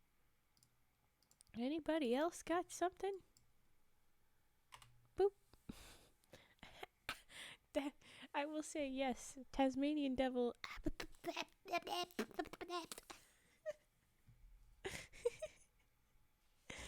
He's good. He's good. Okay. Well, I think. Touche. Lol. Um, eeny, meeny, miny, keys. I know I didn't buy it, but I'm in charge, so I can just do it. That's what you always think of, Fet. Well, lovely. Glad you shared with us. Here's some keys time, okay? It's a classic.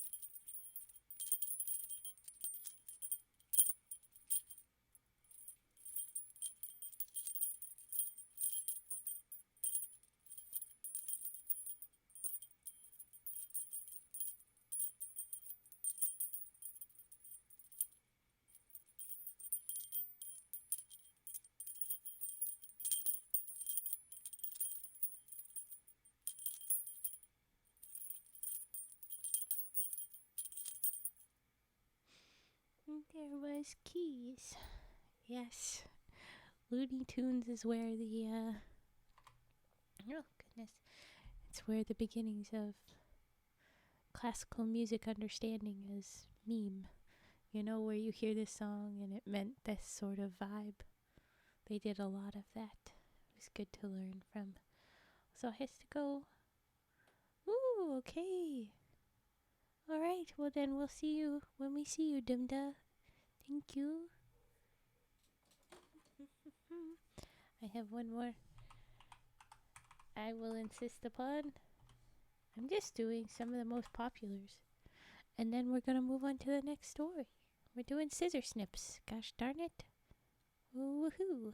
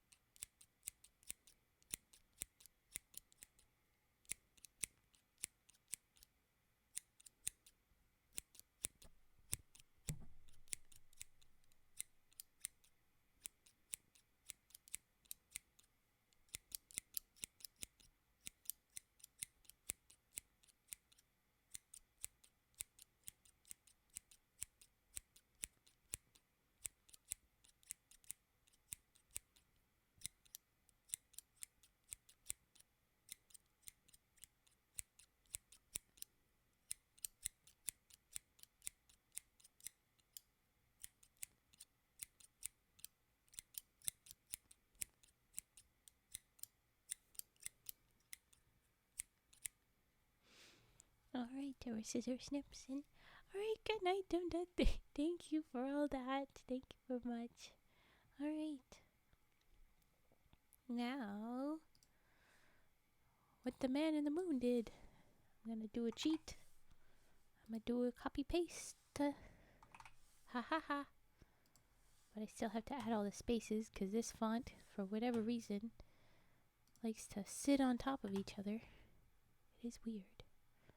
What a man in the moon did. What the man in the moon did. There we go. Hello, Neon. Welcome in. It's going good. We are doing next story. We're just swapping over. Here we go.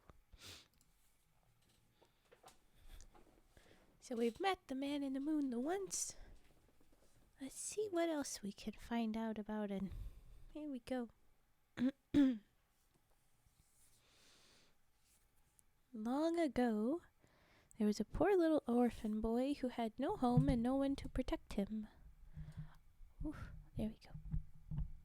All the inhabitants of the village neglected and abused him. Oh.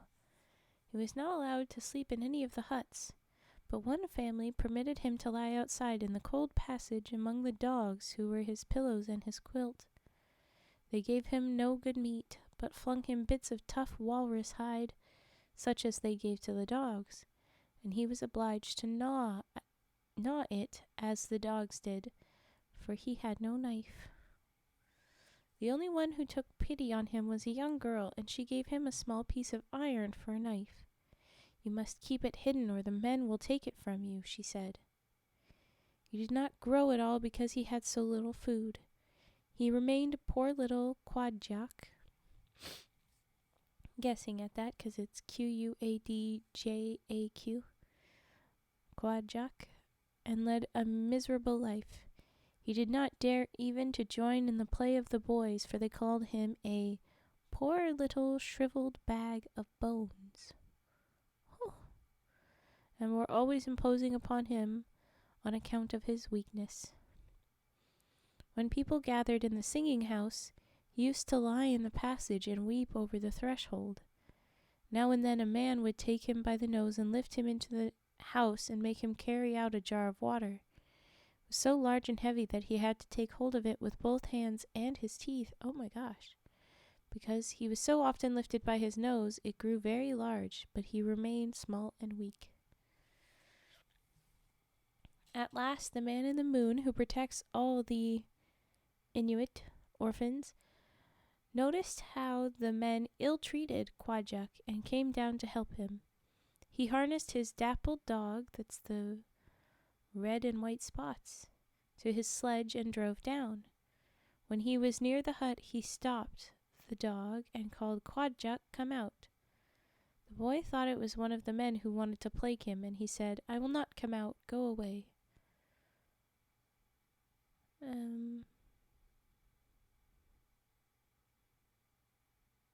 So I guess Quadjak now has a hut. I thought he lived with the dogs outside of the house, but okay. Anyway, "Come out, Quadjak," said the man from the moon, and his voice sounded softer than the voices of the men, but still the boy hesitated and said, "You will cuff me." "No, I will not hurt you. Come out," said the moon man. The moon man. Then Quadjak came slowly out, but when he saw who it was, he was even more frightened than if it had been one of the men standing there. The moon man took him to a place where there were many large boulders, and made him lie across one as if he were to be paddled. Ugh. Quadjak was scared, but he did not dare disobey. The man from the moon took a long, thin ray of moonlight and whipped the boy softly with it. This sounds kinky. "Do you feel stronger?" he asked. "Yes, I feel a little stronger," said the lad. "Then lift yon boulder," said the man. But Quadjak was not able to lift it, so he was whipped again. "Do you feel stronger now?" asked the man. "Yes, I feel stronger," said Quadjak. "Then lift the boulder." But again he was not able to lift the stone more than a foot from the ground, and he had to be whipped again. After the third time, he was so strong that he lifted the boulder as if it had been a pebble. "That will do now," said the man from the moon. "Rays of light, even from the moon, will give you strength. Tomorrow morning I shall send 3 bears. Then you may show what power you have." Okay. Does this mean that he got to grow, or is he still the size of a small boy? / is he a boy? It's kind of vague the way they have said this, but okay. Oh no, almost immediately, I have my answer. The man then got into his sledge and went back to his place in the moon. Every time a moonbeam had hit Quadjak, he had felt himself growing. His feet began first and became enormously large, and when the man left him, he found himself a good-sized man. It started with his feet, though. Okay, interesting. In the morning he waited for the bears, and 3 bears did really come, growling and looking so fierce that the men of the village ran into their huts and shut the doors. But Quajuk put on his boots and ran down to the ice where the bears were. The men peering out through the window holes said, "Can that be Quajuk? The bears will soon eat the foolish fellow." I mean, you do see he looks significantly different, right? No? Okay, well, anyway. But he seized the first one by its hind legs and smashed its head on an iceberg near which it was standing. The next one fared no better. But the third one he took in his arms and carried it up to the village and let it eat some of his persecutors. He's like picking the bear up by the scruff in my mind and then drops it. You know when you pick up a kitty and you're like, eat the bug, kitty. And the bear's like, okay, I guess I'll try and eat this bug, person. "That is for abusing me," he cried. "That is for ill-treating me." Those that he did not kill ran away, never to return. Only a few who had been kind to him when he was a poor skinny boy were spared. Among them, of course, was the girl who had given him the knife, and she became his wife. The end, with a little rhyme. How cute. Well, okay. It's an interesting second version of that. And I knew this would happen. We've got another super short story that I'll go ahead and read then. The Guest.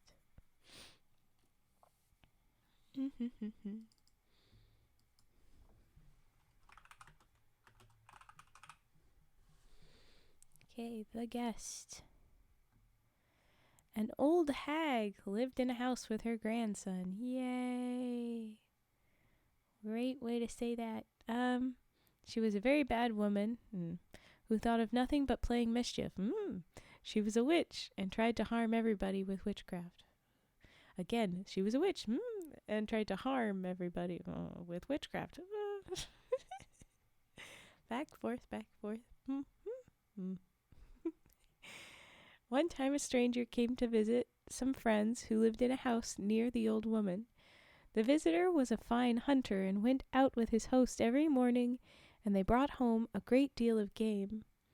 It made the old woman envious to see her neighbor have so much to eat, while she had little, and she determined to kill the visitor. She made a soup of wolf's and man's brains, which was the most poisonous food she could think of. Okay. Then she sent her grandson to invite the stranger to eat supper at her house. "Tell them that I desire to be polite to the guest of my neighbor." Oh, folks, we tried. Okay.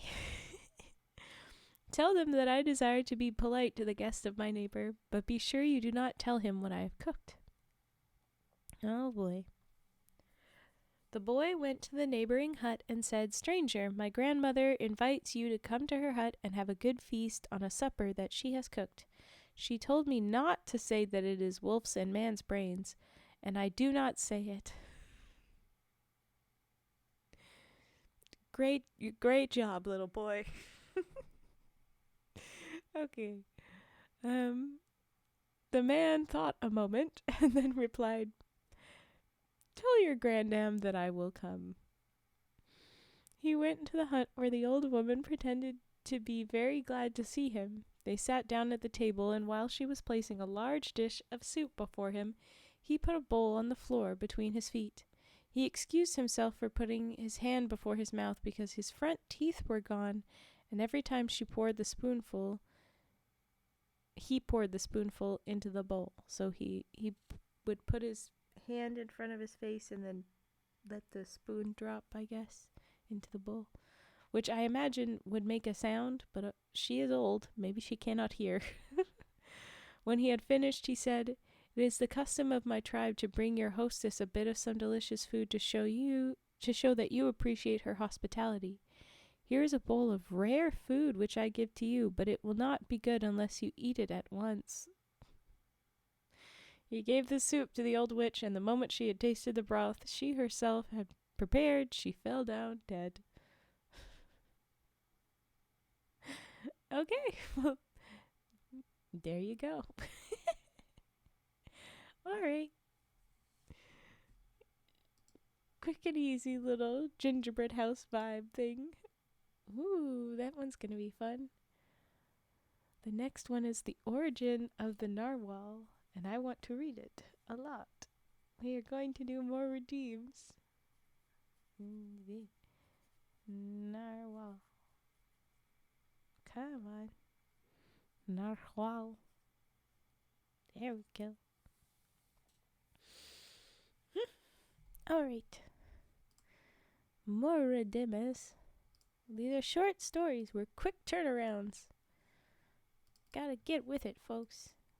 Gotta send in the redeems quickly. I think I will take a jump and do singing bowl. Not sing. 'Cause hasn't gotten much use. Here we go. It's my pretty bowl. I like it.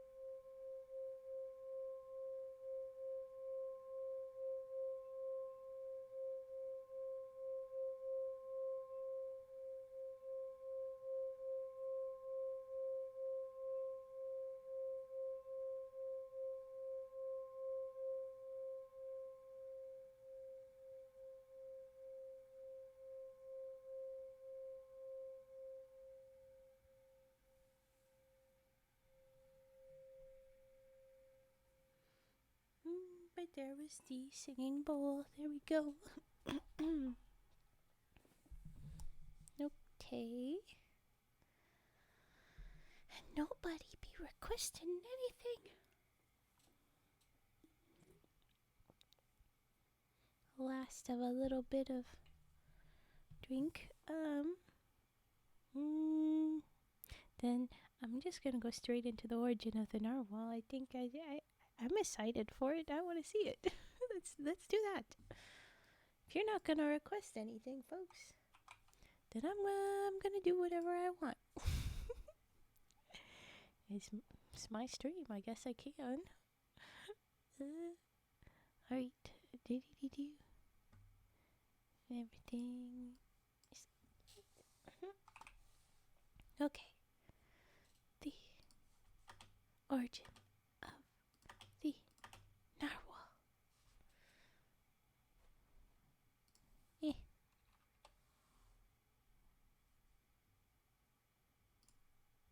Okay.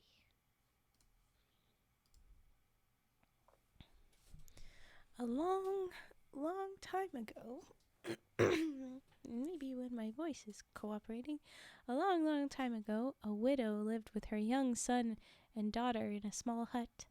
They had a hard time to get enough to eat, but the boy was anxious to do all he could, and while he was still quite small, he made a bow and arrows of walrus tusks, which he found under the snow.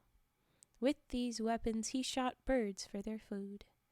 He had snow goggles, and one day when the sun shone bright and he was hunting, he had no snow goggles, And when he was hunting, the sun shone bright, he became utterly blind. If you didn't know, that's a thing. That's classic. The sun shines on the very, very reflective white snow that is also reflective because of glass, shiny ice layer, you go blind. Anyway, he had a hard time finding his way back to the hut, and when he got there without any game, his mother was so disappointed that instead of pitying him for his blindness, she became angry with him. From that time she ill-treated him, never giving him enough to eat. He was a growing boy and needed a great deal of food, and she thought he wanted more than his share, so she gave him less, and would not allow her daughter to give him anything. So the boy lived on, half starving, and was very unhappy. One day a polar bear came to the hut and thrust his head right through the window. They were all much frightened, and the mother gave the boy his bow and arrows and told him to kill the animal. "But I cannot see the window, and I shall miss the bear. Then it will be furious and eat us," he said. "Quick, brother, I will level the bow," said his sister. So he shot and killed the bear, and the mother and sister went out and skinned it and buried the meat in the snow. "Don't you dare tell your brother that he killed the bear," said the mother. "We must make this meat last all winter." Ooh. Oh no! I didn't realize an ad was running. Oh no, it says an ad will start in 6 minutes. What happened? What do you mean? Oh, 'cause a polar bear. You startled me, Cage. I was like, no, how much of the story got, nobody heard it 'cause of an ad. Okay. I'm too eepy. Don't do that. You scare. You scare. It's okay. Oh, thank you for the follow, Nekaloom. Welcome, welcome. Thank you. Where was I? No, now I get to have a laugh. Of course it was a joke, Raven. It was a polar bear. Okay.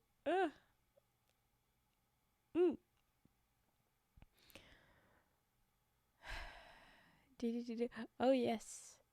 So there we go. You must make this meat last all winter. The mom is saying we have to hide the meat and not tell the brother. When they went back into the hut, she said to her son, "You missed the bear. He ran away as soon as he saw you take your bow and arrow. We have been following him a long way into the woods." Yes, you would just follow a bear that didn't get hit at all. You who don't have a weapon, because the boy is the only one in the family with a weapon besides the little knives. And the little knives, I don't know how well they will do. They're perfectly good for the cooking and the stuffs. I don't know how good for the murdering. Anyway. But okay. The sister did not dare to tell her brother. She and her mother lived on the meat for a long time while the boy was nearly starving. But sometimes when the mother was away, the girl gave him meat, for she loved her brother dearly and used to weep because she knew he was hungry. Aww. One day a loon flew over the hut, and seeing the poor blind boy at the door, resolved to restore his eyesight. The bird perched on the roof and kept calling. Now, I'm sure that this is a mimic of the loon, but I don't know how to make it sound like a loon. I don't have a great loon impression, but it says "Quee moo, quee moo," which sounded to the lad like come here, come here. Well, probably. He went out and followed the bird to the water. There the loon took the boy on its back and dived with him into the bottom.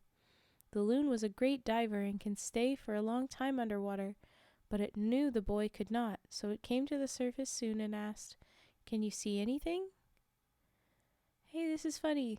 In other stuff, in the European stories, there was like a whole slew that we had for a minute where it was like a kid riding an animal's back when they're trying to run away from something or on their search for somebody, and the animal would say, "Can you see anything?"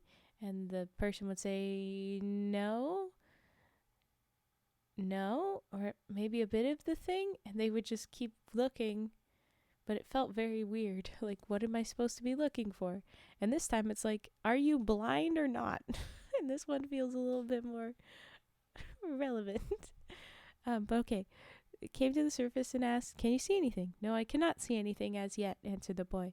They dove again and remained a longer time, sorry. Again, when they came up, the loon asked, "Can you see now?" "I can see a dim shimmer," replied the boy. "Take a long, long breath and hold it while we go down," said the loon. "When you can hold it no more, let it come out very gradually. As soon as the bubbles of air begin to rise, I will know that you must come to the surface and will bring you."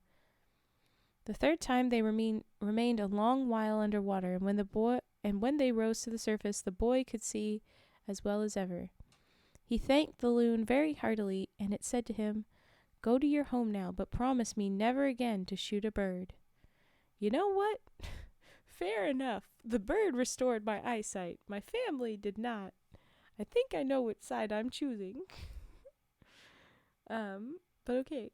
He gladly promised and then ran away to his hut. "Hey, Ignis! Barbecue Pringles? What kind of Pringles?" Ooh! Barbecue and sour cream and onion. Wow. Does that mean like stacking? Or did you somehow find a Pringle flavor that's barbecue and sour cream and onion all in one tube? Because that is crazy. Okay. Anyway. Yes, they got to his hut. There he found the skin of the bear he had shot hanging up to dry. Ooh, he was so angry that he tore it down and, entering the hut, demanded of his mother, "Where did you get the bear skin that is hanging outside the house?" His mother perceived that he had recovered his sight and that he suspected the truth about the bear. You would hope she'd get to that conclusion, so that she is obviously having brain. Yes. Is it left or right? Yes. Well, thank you for that, Ignis. Okay. All right. She's realizing what he said. She was frightened at his anger and sought to pacify him. "Come here," she said, "and I will give you the best I have. But I have no one to support me and am very poor. Come here and eat this. It is very good." The boy did not go near. Again he asked, "Where did you get the bear skin that I saw hanging outside the door?" She was afraid to tell him the truth, so she said, "A boat came here with many men in it, and they gave me the skin." The boy did not believe her story. He was sure that it was the skin of the bear he had shot, but he had said nothing more. His mother was anxious to make peace with him and offered him food and clothing, which he refused to take. He went to the other Inuit who lived in the same village and made a spear and a harpoon of the same pattern as they used.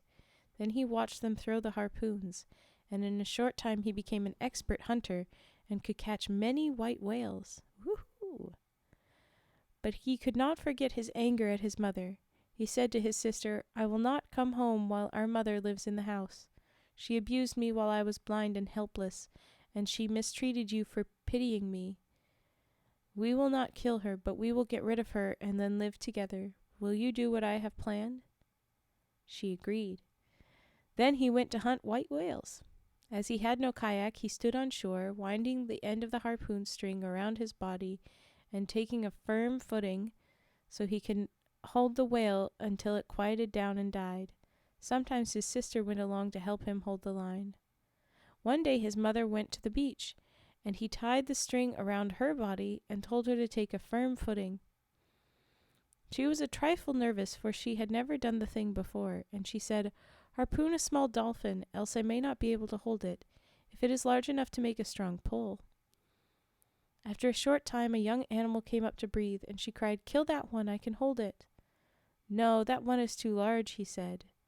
Again a small dolphin came near, and the mother shouted, "Spear that," but he said, "No, it is too large and strong." At last a huge animal arose quite near, and immediately he threw his harpoon, taking care to wound but not kill it, and at the same time pushing his mother into the water. "That is because you abused me," he cried, as the white whale dragged her into the sea. Whenever she came to the surface to breathe, she cried, "Look, look," and gradually she became transformed into a narwhal. And the look, it's Louk. It's interesting. The end, by the way. Um, Dumda. Yes, you're right. You were supposed to go. You little. Don't call me Bob. Ah. But okay, go ahead, go. um. Uh. It's interesting. So it's like it's because she's got the harpoon or the whale that has the harpoon, and it's I don't know who's the narwhal exactly going on here. But interesting. Okay.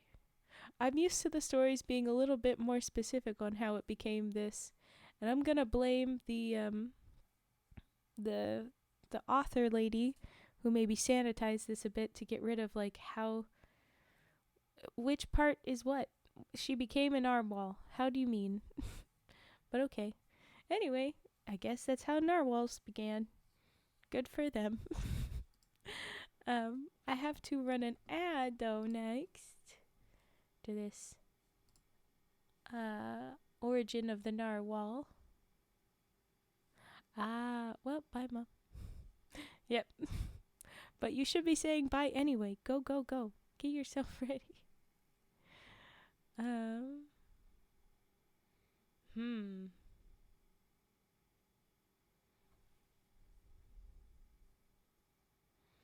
It looks like we have a little bit of a creation story in the next one. Okay, good, Dunda. Just lurking though. Okay. I think I want to run straight into this. We had the creation of narwhals. Now I think this is the creation of peoples that we could watch. Yes. Okay. This one is interesting. I'll put it up with the way I'll type it because I am taking the E word as a slur properly now from them.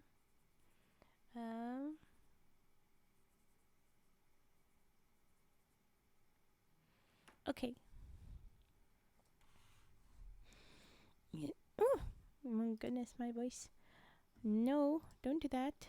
Go back. Don't do that. Why does it say that? Ugh. Okay.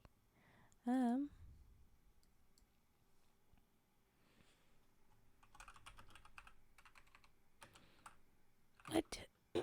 Sorry, what the, Inuit, really?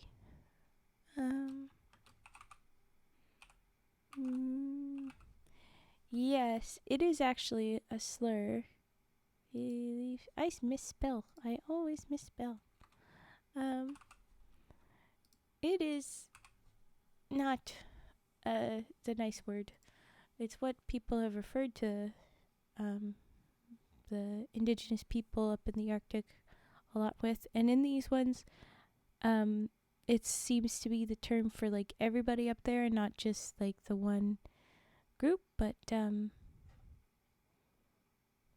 it's not nice. So we don't do it. Yeah.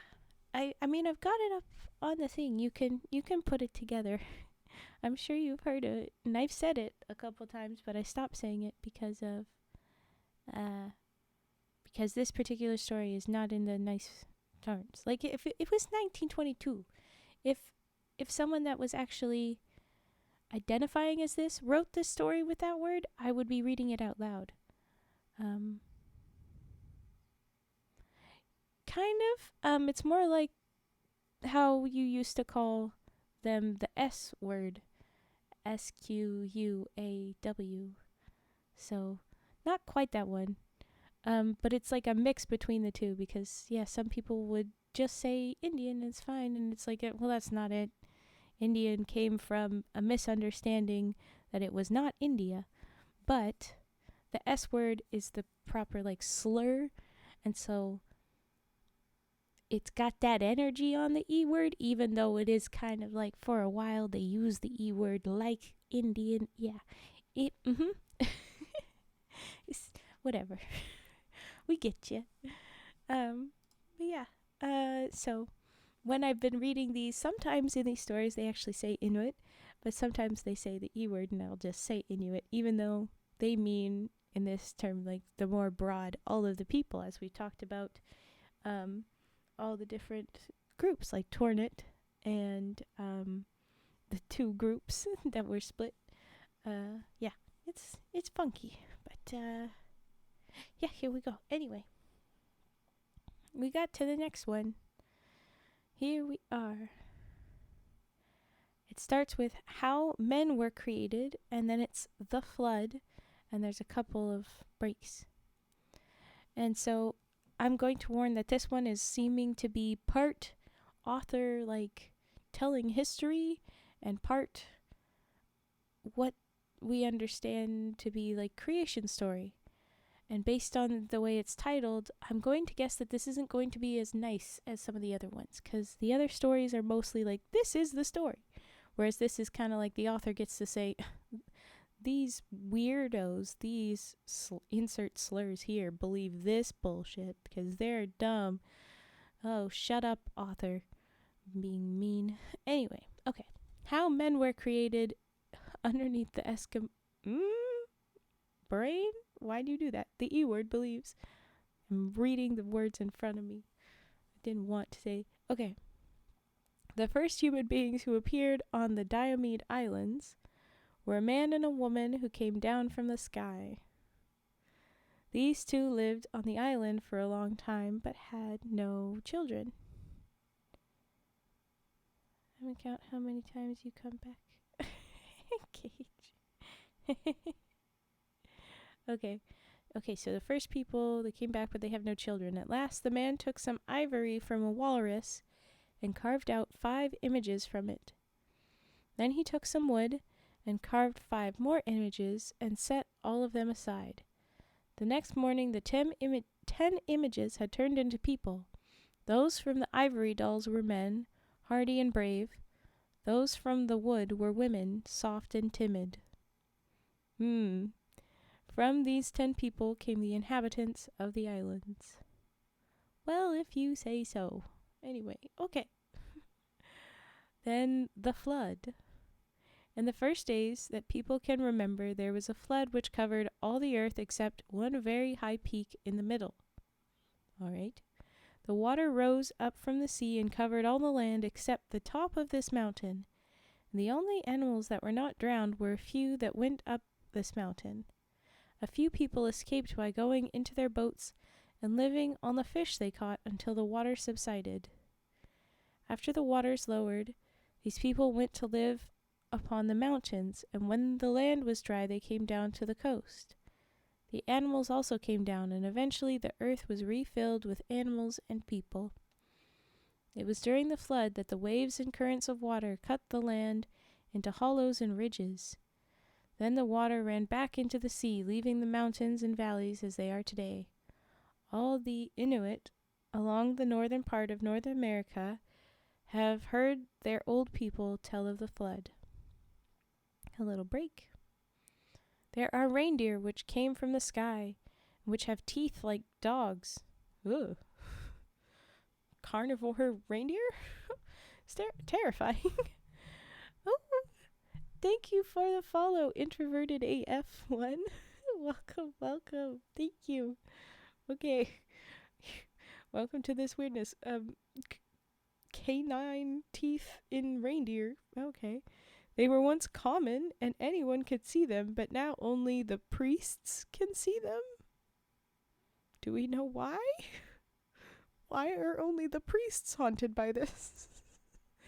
They live on the plains and they have a large hole through the body, back of the shoulders.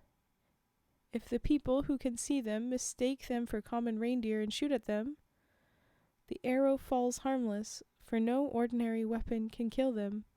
Sounds like an excuse for when your arrow doesn't hit when you're at bad aim. I don't know, maybe.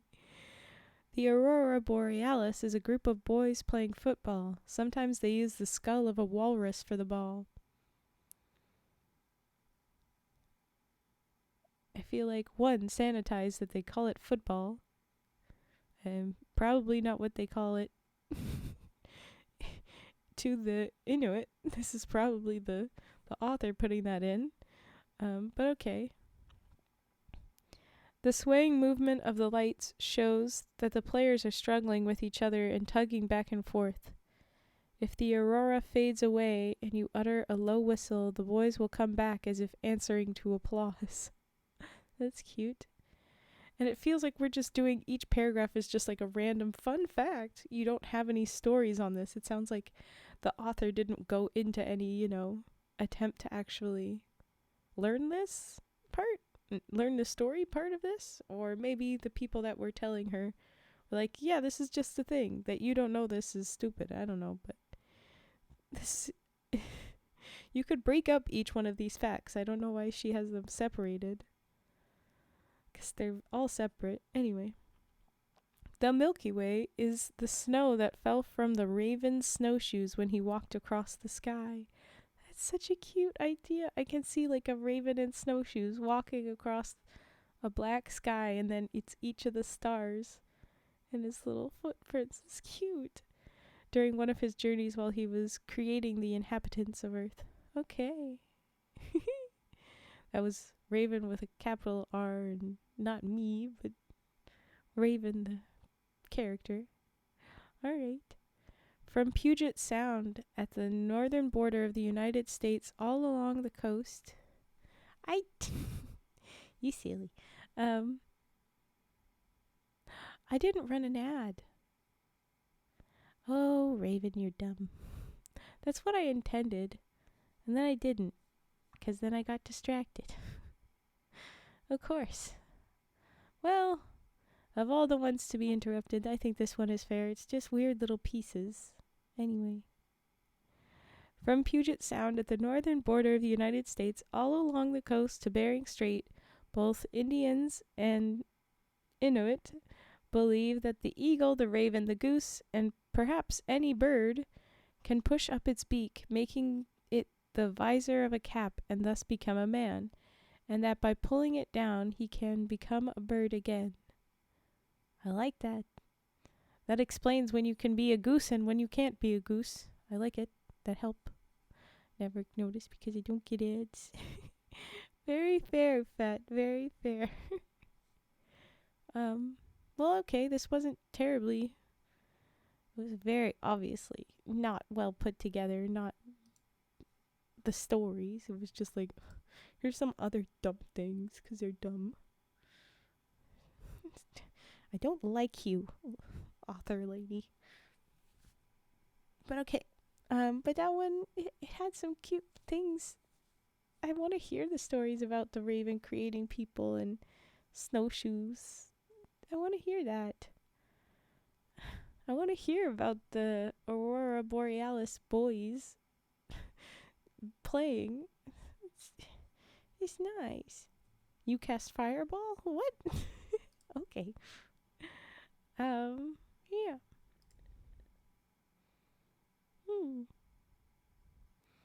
Okay. With the arcane might akin to casting a blazing fireball, I summoned forth a devastating electroflux surge, engulfing the unfortunate contraption in cataclysmic burst of electrical fury. Why, Ignis? Why? But okay. Alright. Alright, then the next one is the first man, but y'all ain't got no redeems, and I'm just gonna keep reading until you get redeems again, I think. The first man.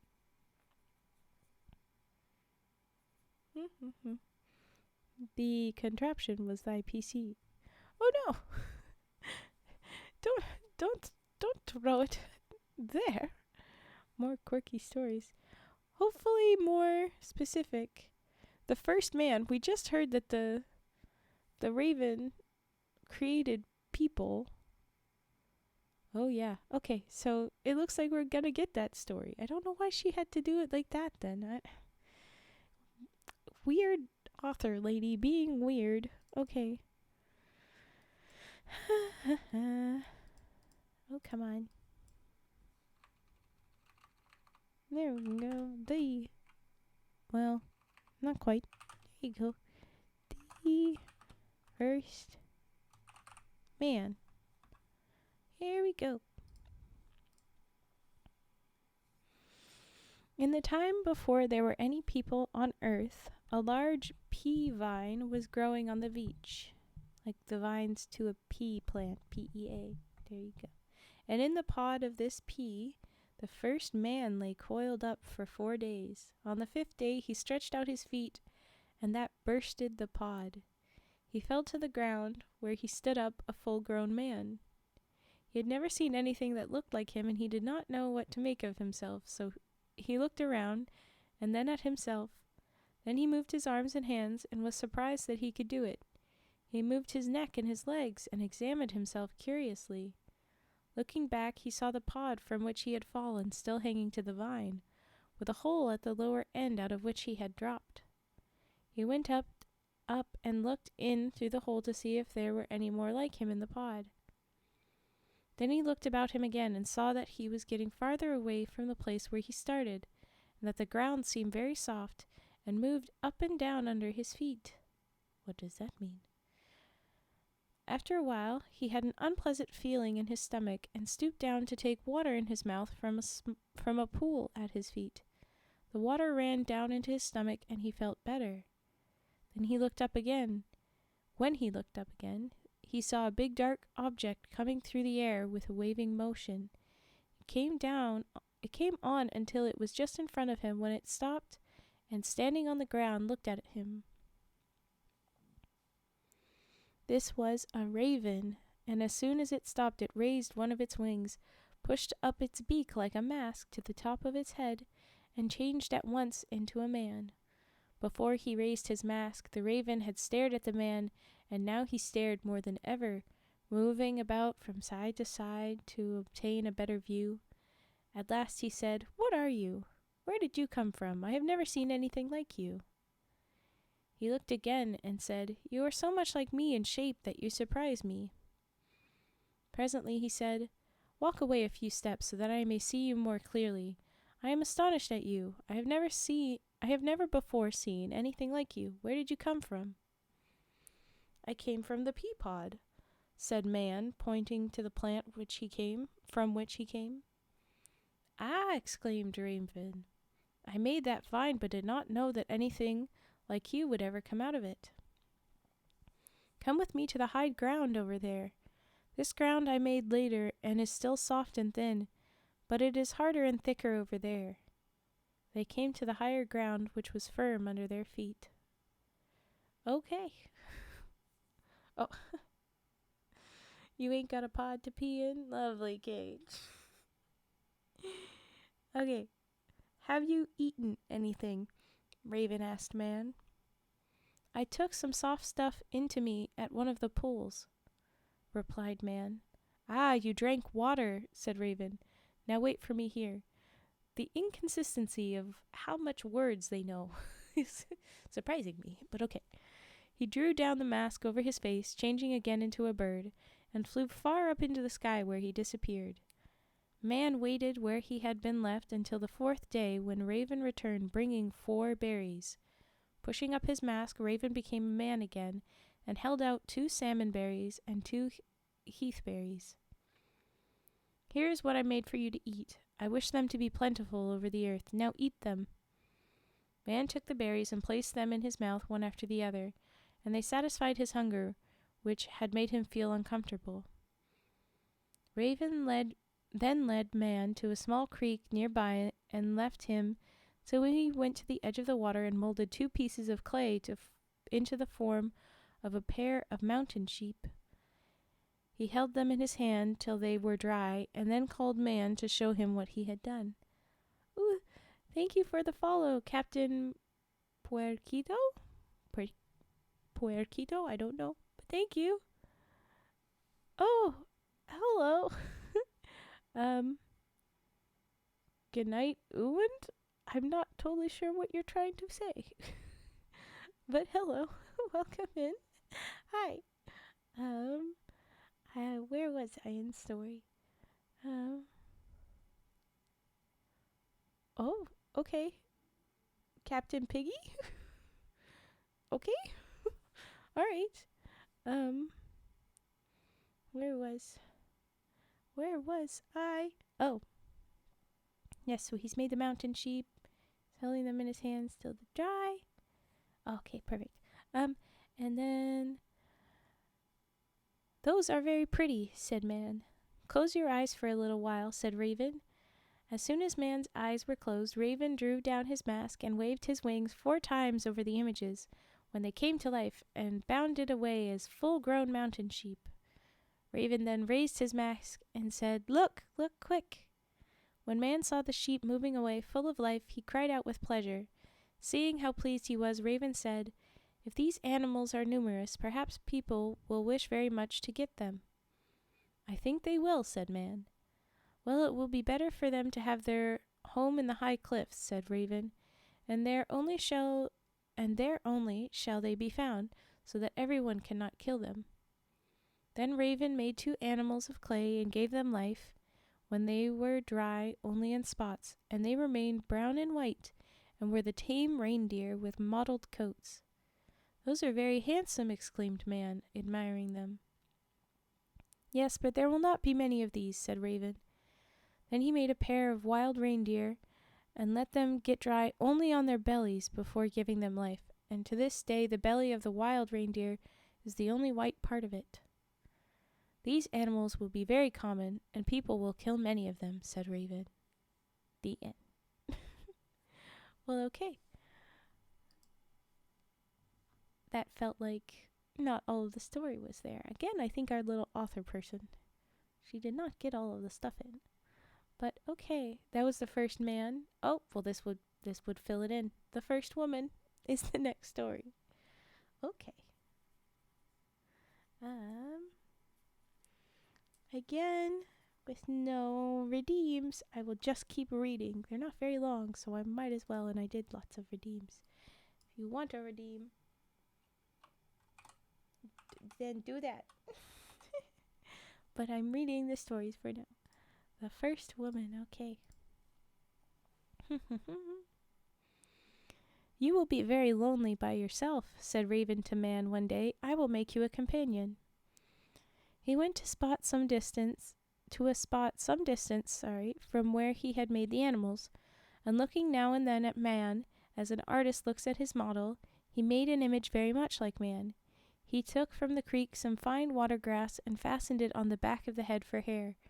After the image had dried in his hands, he waved his wings over it, as he had done with all the live things, and it came to life and stood beside Man, a beautiful young woman. There is a companion for you, cried Raven. Now come with me to this knoll over here. In those days there were no mountains far or near, and the sun never ceased to shine brightly. Funny, there was no mountains, and yet that's where the goat is going to go? Okay. No rain ever fell, and no winds blew. When they came to the knoll, Raven found a patch of long dry moss, and showed the pair how to make a bed in it, and they slept very warmly. Raven drew down his mask, and slept nearby in the form of a bird. Wakening before the others, Raven went to the creek and made 3 pairs of fishes, sticklebacks, graylings, and blackfish. When they were swimming about in the water, he called to Man, Come and see what I have made. When Man saw the stickleback swimming up the stream with a wriggling motion, he was so surprised that he raised his hand suddenly, and the fish darted away. Look at these graylings, said Raven. They will be found in clear mountain streams, while the sticklebacks are already on their way to the sea. Both are good for food, so whether you live beside the water or in the upland, you may find plenty to eat. He looked about and thought there was nothing on the land as lively as the fish in the water, so he made the shrew mice, for he said, They will skip about and enliven the ground and prevent it from looking dead and barren, even if they are not good for food. He kept on for several days, making other animals, more fishes, and a few ground birds, for as yet there were no trees for birds to alight in. Every time he made anything, he explained to Man what it was and what it would do. After this he flew away to the sky and was gone 4 days, when he returned bringing a salmon for Man and his wife. He thought that the ponds and lakes seemed silent and lonely, so he made insects to fly over their surfaces, and muskrats and beavers to swim about near their borders. At that time the mosquito did not bite as it does now, and he said to man, I made these flying creatures to enliven the world and make it cheerful. Okay, so that's why they were made before they were biting. I get it now. Now they have reason. um May live cheerful. The skin of this muskrat you are to use for clothing. The beaver is very cunning, and only good hunters can catch it. It will live in the streams and build strong houses, and you must follow its example and build a house. When a child was born, Raven and Man took it to the creek and rubbed it with clay and carried it back to the stopping place on the knoll. The next morning the child was running about, pulling up grass and other plants which Raven had caused to grow nearby. On the third day the child became a full-grown man. Raven one day went to the creek and made a bear and gave it life, but he jumped aside very quickly when the bear stood up and looked fiercely about. Ooh. I cast fireball and run away before homeowners arrive. Oh my gosh, Ignis. Oh, where am I? Oh yes, the bear looked fiercely about. He had thought there ought to be some animal of which man would be afraid, and now he was almost afraid of the bear himself. Ooh. You would better keep away from that animal, he said. It is very fierce and will tear you to pieces if you disturb it. Okay, dude, fine. He made various kinds of seals and said to man, You are to eat these and to make their skins for clothing. Cut some of the skins into strips and make snares to catch deer. But you must not snare deer yet. Wait until they are more numerous. By and by another child was born, and the man and woman rubbed it with clay as Raven had taught them to do, and the next day the little girl walked about. On the third day she was a full-grown woman, for in those days people grew up very fast, so that the earth would be peopled. The end. If people actually grew up faster in the olden days, that would explain a lot of, how, people were considered adults younger than we do now. It would make sense. But okay, there is the first woman. And now we have other men. This is more continuation. Suddenly, we're back to the stories being one long story. This is where it feels more genuinely indigenous again.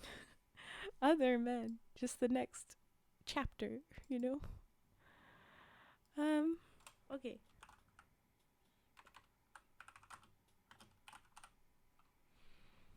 There is other men. Tell me when you want to do redeems and triggers. I mean, I will. But until you do, I'm just going to keep reading. Okay, other men. Raven went back to the pea vine. Oh. Okay, well, I'll do that one next then, because I started it already. Raven went back to the pea vine, and there he found that 3 other men had just fallen from the pod out of which the first one had dropped. Oh no. These men, like the first, were looking about in wonder, not knowing what to make of themselves and the world about them. Come with me, said Raven, and he led them away in an opposite direction from the one in which he had led the first man, and brought them to solid land close to the sea. Stop here, and I will teach you what to do and how to live, said he. He caused some small trees and bushes to grow on the hillside and in the hollows. Sorry, yawn attacks. Okay, good, pet. Thank you. He took a piece of wood from one of these and a cord and made a bow and showed them how to shoot game for food. Then he taught them to make a fire with a fire drill. I think maybe he means the sticks because you spin and it drills into them, but I'm not sure. Between the translation and sanitization, I don't know. He made plants and gulls and loons and other birds such as fly about on the seacoast. As such to fly about on the seacoast? Anyway. Then he made 3 clay images somewhat resembling the men and waved his wings over them and brought them to life, and led each one of these women to one of the men, and then led each pair to a dry bank, and had 3 families started on 3 hilltops. "Go down to the shore," he said to the 3 men and 3 women, "and bring up the logs that the tide has brought in, and I will show you how to make houses." They brought the drift logs, and he showed them how to lay them up for walls, and how to make a roof of branches covered with earth. Seals had now become numerous, and he taught them how to capture them, and what to use to make of their skins. He helped them to make arrows and spears and nets to capture deer and fish and other implements of the chase. He showed them how to make kayaks by stretching green hides over the framework of ribs and letting the hides dry. "I have not made as many birds and animals for you as I made for first man and his wife, but I have made you so many more plants and trees that it isn't quite fair to him. I must go back and fix up his land a bit," said Raven. So he went over to where first man and his children were living, and told them all he had done for the 3 men who had come out of the pea-pod, and how well he had fixed them up. "I must have you live as well as they do," he said. "Your land looks rather barren, and you have no houses."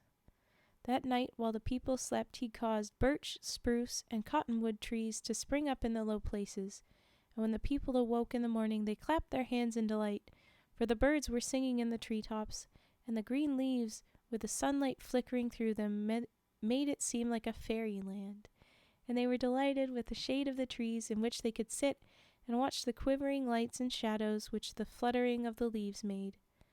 Then Raven taught these people how to build houses of the trees and the bushes, and how to make fire with a fire drill, and to place the spark of tinder in a bunch of dry grass and wave it about until it blazed, and then put dry wood upon it. He showed them how to put a stick through their fish and hold it in the fire, till it was 1,000 times more delicious than when raw.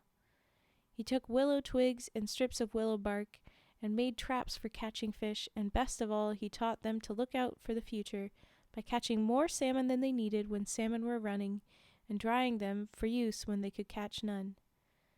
"Now you are pretty well fixed," he said. One day, "it will take you some time to practice it on all the things I have taught you, so I will go back and see how my coast men are coming on." The end of the other men. And then it says man's first grief. Oh goodness.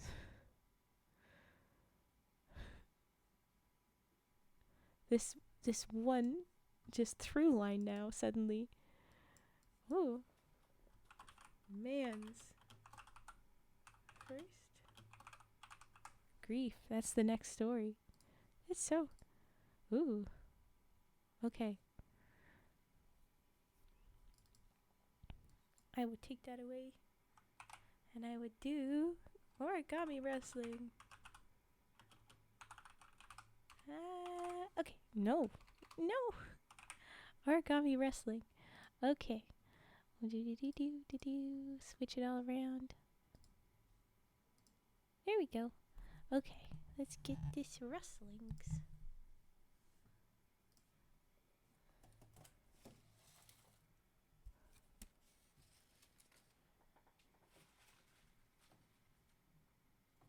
I don't have any cranes in here because I recently counted the cranes, but I'll put some of the other stuff that people's have requested. Here, go.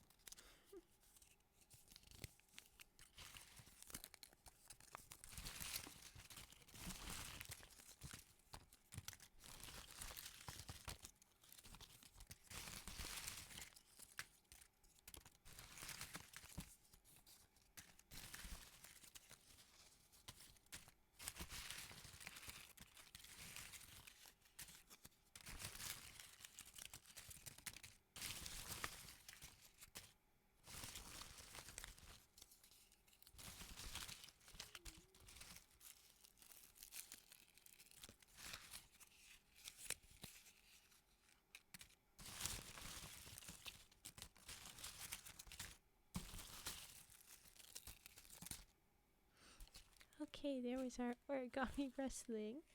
Just try and put all that back in the other, in its own bin. We have 2 homes for the origamis. You guys go over here. Okay. Alright. There we go. Okay. No, get out. I'm squishing little frogs. I have to protect the little frogs. Okay. There was our origami wrestling. And I think I will do brushes as another self-chosen one for now. How about that? Because we're doing a proper break. Okay, here we go.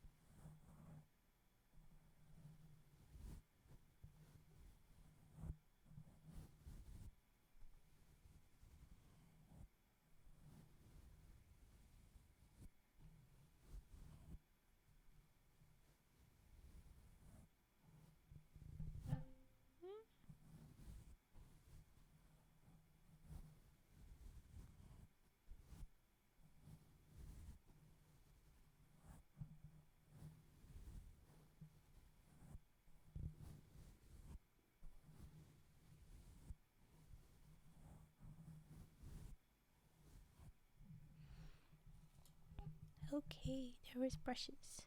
Okay, so I think we'll go into man's first grief.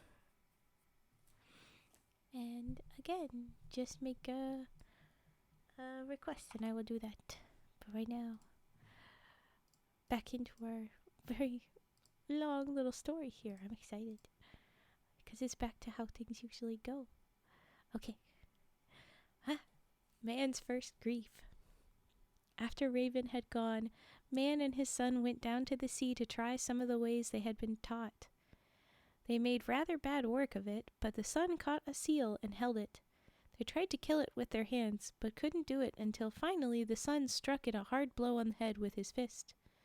And then the father took off the skin with his hands alone and tore it into strips, which they dried. With these strips they set snares for reindeer. When they went to look at the snare the next morning, they found the cords bitten in two, for in those days the reindeer had sharp teeth like dogs. That's come back, right? Yes. They stood looking at the ruined snare for a few minutes, and then the son said, "Let us go farther down along the deer trail and dig a pit and set our snare just at the first edge of the pit with a heavy stone fastened to it. Then when the deer puts its head through the snare, the stone will fall down into the pit and drag the deer's head down and hold it." Next morning, when they went to the woods and down the reindeer trail, they found a deer entangled in the snare. Taking it out, they killed and skinned it, carrying the skin home for a bed. The women cried, "Oh, let us hold some of the flesh in the fire as we did the fish." And of course they found it good. Oh, lovely. And now we have another weird break in the thing, but the story picks up. One day, Man went out alone hunting seal along the seashore. There were many seals out of the water, sunning themselves on the rocks. He crept up to them cautiously, but just as he thought he had laid his hands on them, one after another slipped into the water. Only one was left on the rocks.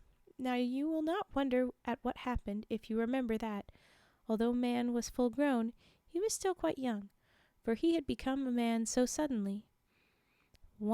Only one seal was left on the rocks, and man was very hungry. He crept up to it more cautiously than before, but it slipped through his fingers and escaped. Then man stood up, and his breast seemed full of a strange feeling, and water began to run in drops from his eyes and down his face.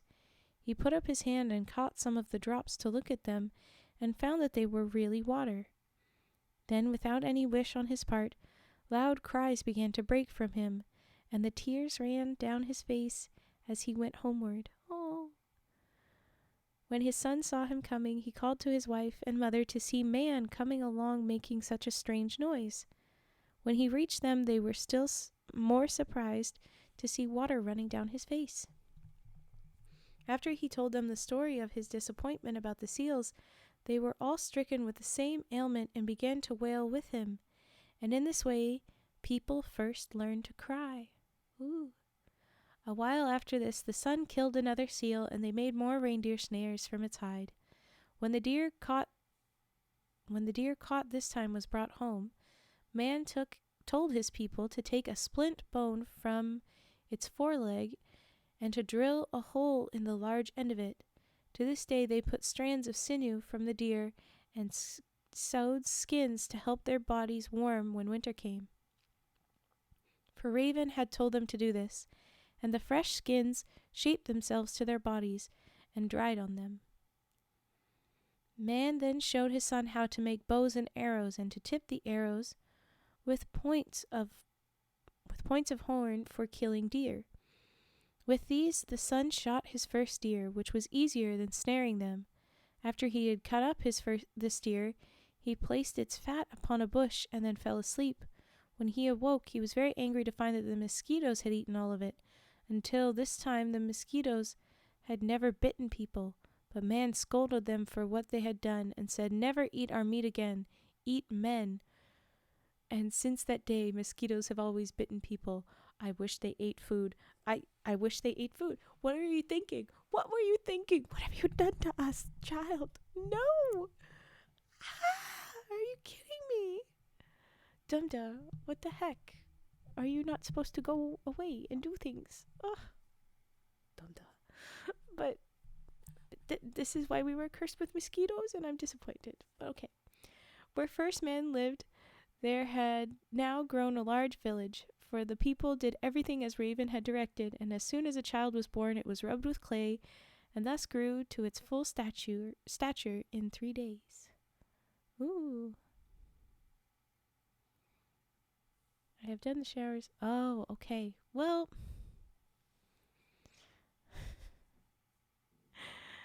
still, I don't want you changing everything around for yourself, but okay. That was the end of the story. I want to see what the next one is.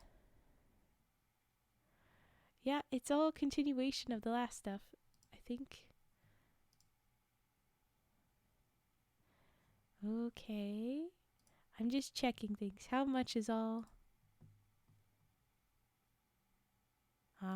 No, we've got 2 stories before. I think I want to do these last 2 stories before we pull off into other stuff. So, we'll do a quick hydrate, and I'm going to say, I want to save the sniffs to the end, okay? I want to get through these stories.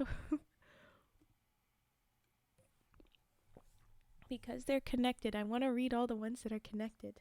But okay, it will be up to the top of the sky and down to the bottom of the sea, and taking away the sun. It's a long one. Up to the top of the sky and down to the bottom of the sea. It didn't fit in my book. But okay, that's the one we're doing now. It's a long title. Not all that long of a story. A little bit longer than the other ones. So I wanna do it. I wanna do this. Okay, I'll probably end up refunding your sniffs, but I want to go through these. Okay, we can do this. We can do this, Raven. All the letters are running into each other, but I don't think I can make it give more space. It's so long. Okay, I'm gonna go. Ah, all right. One day Raven came back and, sitting beside Man, talked of many things as if they were brothers. After a little, Man said, I understand that you have made a land in the sky. Yes, I have a fine land there, answered Raven. I have made that land with all its people and animals before I made this one. I wish you would take me to see it, said Man. Very well, I will do so, replied Raven. They started toward the sky, where they arrived in a short time, and Man found himself in a beautiful country with a climate much better than that on earth. But the people who lived there were very small. When they stood beside Man, their heads reached only to his hips. Ooh. As they walked along, Man looked about and saw many animals that were strange to him, and noticed that the country was much finer than the one he had left. The people living there wore handsome fur garments, nicely made and embroidered with ornamental patterns such as people on earth now wear. Man got the patterns, and when he came back to earth he showed his people how to make the handsome garments, and the patterns have been retained ever since. Okay. After a time they came to a large house and went in. A very old man came from the place of honor opposite the door at the head of the room to welcome them. This is the first man I made in the Skyland, said Raven, explaining why the man seemed so old. The old man called to his people, We have here a guest from the lower land who is a friend of mine. Bring food to refresh him after his travels. They brought boiled food of a more delicious kind than Man had ever tasted. That is the flesh of the spotted reindeer and the sheep that live in these mountains, said Raven. When you have finished your meal, we will go on to see other things that I have made. But you must not attempt to drink from any of the lakes we may pass, for in them are animals which would seize and kill anyone from the lower land. Okay. All right. On the way they came to a dry lake bed in which tall grass was growing very thickly, and lying on the very tips of the grass was a large animal, yet the grass did not bend with the weight. It was a strange-looking animal with a long head and 6 legs, the 2 hind ones unusually large, the forelegs short, and a small pair under its belly. The hair around the feet were very long. Is this a grasshopper? I don't know. Feet very long, but all over the body there was fine thick hair. From the back of the head grew short, thick horns which extended forward and curved back at the tips. The animal had small eyes and was of darkest color, almost black. These animals can sink right into the ground and disappear, said Raven. When the people want to kill one of them, they have to put a log under it so it cannot sink. Okay. It takes many people to kill one, for when the animal falls on the lower log, the other logs must be placed above it and held down, while 2 men take large clubs and beat it between the eyes till it is dead. Oh, okay. Next they came to a round hole in the sky with a ring of short grass growing around the border and glowing like fire. This is a star called the moon dog, said Raven. The tops of the grass blades have been cut away or have burned off, said Man. Yes, my mother took some, and I took the rest to make the first fire down on earth, said Raven. I have tried to make some of the same kind of grass on earth, but it will not grow there. Now close your eyes and get upon my wings, and I will take you to another place, said Raven. Man did as he was told, and they dropped through the flame-bordered star hole and floated down and down for a long time. They came to something that seemed denser than the air and caused them to go more slowly until they finally stopped. We are now standing on the bottom of the sea, said Raven. I came down here to make some new kinds of water animals. Looking through the water must look like a fog to you, but you must not walk about. You must lie down, and if you become tired, you may turn over upon the other side. Raven then left Man lying on one side, where he rested for a long time.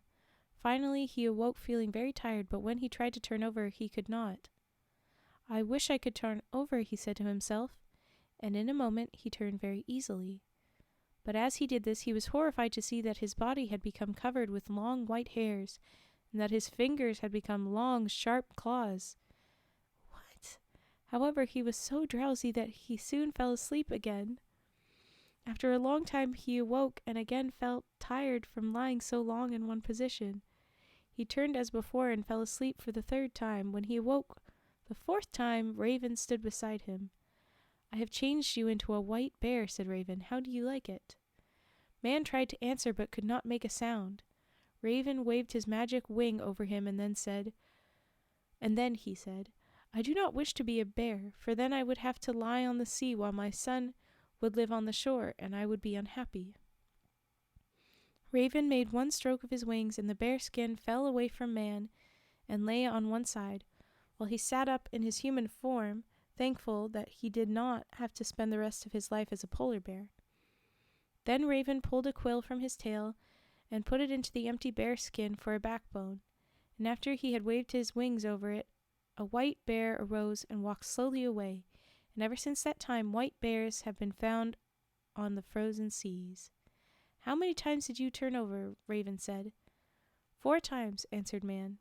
"That was 4 years. You slept there just 4 years," said Raven. "Come now, and I will show you some of the animals I made while you slept." Oh no, in 4 years his child that grew up in 3 days could be dead. Here is one of the shrew mouse of the land, but this one always lives on the ice of the sea, and whenever it sees a man it darts at him, entering the toe of his boot and crawling all over him. If the man keeps perfectly quiet, it will leave him unharmed, but if he is a coward and lifts so much as a finger to brush it away, it instantly burrows into his flesh, going directly to his heart and causing death. Oh my God. Here is another, a large leather-skinned animal with 4 long, wide-spreading arms. This is a fierce animal living in the sea, which wraps its arms around a man or a kayak and pulls them into the water. If the man tries to escape by getting out of his kayak upon the ice and running away, it will dart underneath and break the ice under his feet. Or if he gets on the shore and runs, it burrows through the earth as easily as it swims through the water. No one can escape if once it pursues him. "Why did you make such an animal?" asked Man. "Fair. This is like man's own misdeeds, from which he cannot escape," replied Raven. Great, okay. Raven then showed Man several other animals, one somewhat like an alligator. Oh, okay. Another with a long scaly tail with which it could kill a man at one stroke. Yay! Some walruses, an otter, and many kinds of fish. They finally came to a place where the shore rose before them, and the ripples on the surface of the water could be seen. "Close your eyes and hold fast to me," said Raven. As soon as he had done this, Man found himself standing on the shore near his home, and was very much astonished to see a large village where he had left only a few huts. His wife had become an old woman. I knew it! And his son was an old man. The people saw him and welcomed him back, making him their headman, and giving him the place of honor in their gatherings. He told them all he had seen and heard since he left them, and taught the young men many things about the sea animals. There comes a point where we should stop. What the hell? Let's keep going. Why did you make that? Yeah. But that is the end of Up to the Top of the Sky and Down to the Bottom of the Sea. The last one that I wanted to read is Taking Away the Sun, but it's also a bit, and we're after 2 a.m. So, I think I will do sniffs, and I will wrap up. There's probably still lots more, but I have a feeling that that might be the last of our Raven teaching them. Oh, I think it is. Oh no, wait. I saw a raven there. It just is after a bunch more. Yeah, okay. So it goes a little bit out of order. There's another raven story and stuff, but it takes a minute to get there. Alright, we'll do the sniffs, and we'll wrap up for the night. But here we go. Yay! I do. Thank you, Vet. I was very glad that we had a nice, it felt genuine turn to these stories. It was just creation story and things kept going along instead of what felt a little more like an author just kind of putting it together that isn't really connected, you know? Ooh! Thank you, the Hatter Net. Thank you for follow. Thank you. Welcome. Okay, I have sniffs and then I wrap up unless we want another sniffs. Something nightly would be fun. Ooh, okay. I don't know what wild night means, but okay. Oh, that says Smiths. Smiths. I don't know what Smiths is, but okay. Let's do Sniffs. First time watching you and you're already one of my favorite. Oh, thank you, Jeremy. I appreciate it a lot. Oh, Demda. You know what? I'll honor it. It'll be a weird way to end tonight, but it's kind of tonight's energy. It's a little everywhere. Okay, here comes some stream. Oh, thank you, Divad. Nice to see you. Okay. Sniff, sniff. Oh.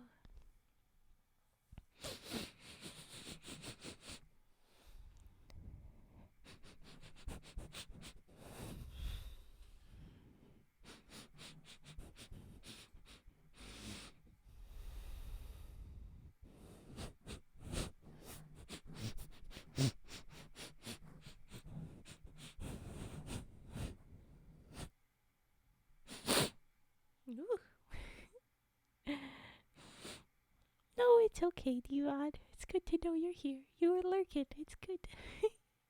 Big sniff there. I was like, whoa. Big sniff.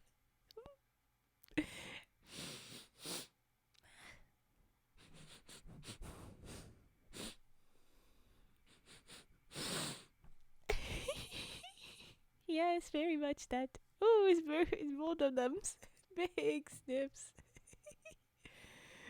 Oh, Mega Sniffer is so cute. So dumb.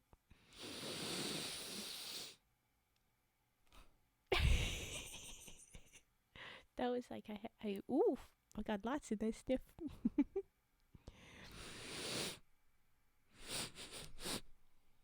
You're right that they are. Okay, I'm gonna say that that's our sniff if that's okay, Generium. And now we'll go off to our rage puffing. Oh, look at them. They're so cute. Oh gosh, Chubs, what are you? Oh no. Chubba Bubs. They're so cute. Okay, hey, alright.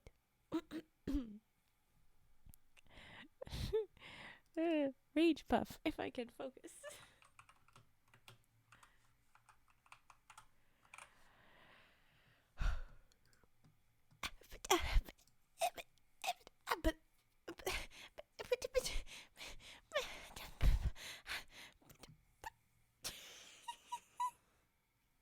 I can't see that in focus. Frick. Okay, scroll away. Scroll away. No, okay. Scroll away. Okay.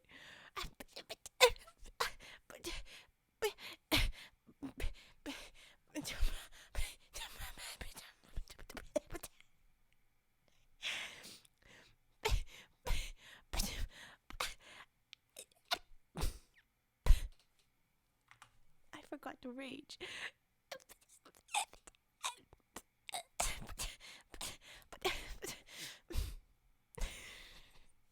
I added my rage very late, but there you go. I have rage. Anky. Rage. Rage. Oh, ragey. Oh, Megas is so cute still, though. Oh, little dance, little rat dance. Oh, my. Thank you for being here, Fed. Thank you, everybody, for being here. I guess we can go ahead and... I am not Ang. I'm not Ang. Bert and Ernie and Gizmo. Oh, the one on the rat is Kiru, and then, oh no, I have the names here. This is the names. Okay. Kiru, frog in Japanese. Gamakichi is on the one side. He's over here. And then we've got Gizmo in the middle. And then we got Bert and Ernie over there. That's them. Okay, I will thank you for watching, everybody. I will copy our raid messages quickly. As long as the chat stops moving. Nobody say anything. Well, oh, okay, I got it. Okay, I good. And then we're going to nightly. So I will go ahead. Thank you, everybody. I appreciate you being here. I appreciate the new followers. Oh, thank you, everyone, for the loves. Oh, you sweeties. Okay, nightly, where are you? Why did you not pop up immediately? Normally you do. Cause nightly. Oh my goodness. Am I not spelling? There you are. I spelled just fine. Thank you. A happy Pride Month name. Ah, yay. Okay, we're gonna go over here and we're gonna do that raid. But alright, okay. Getting ready to frog raid. Everybody ready? Thank you so much for following. Alright, here we go.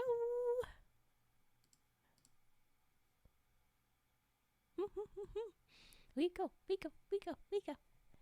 And I think we raided.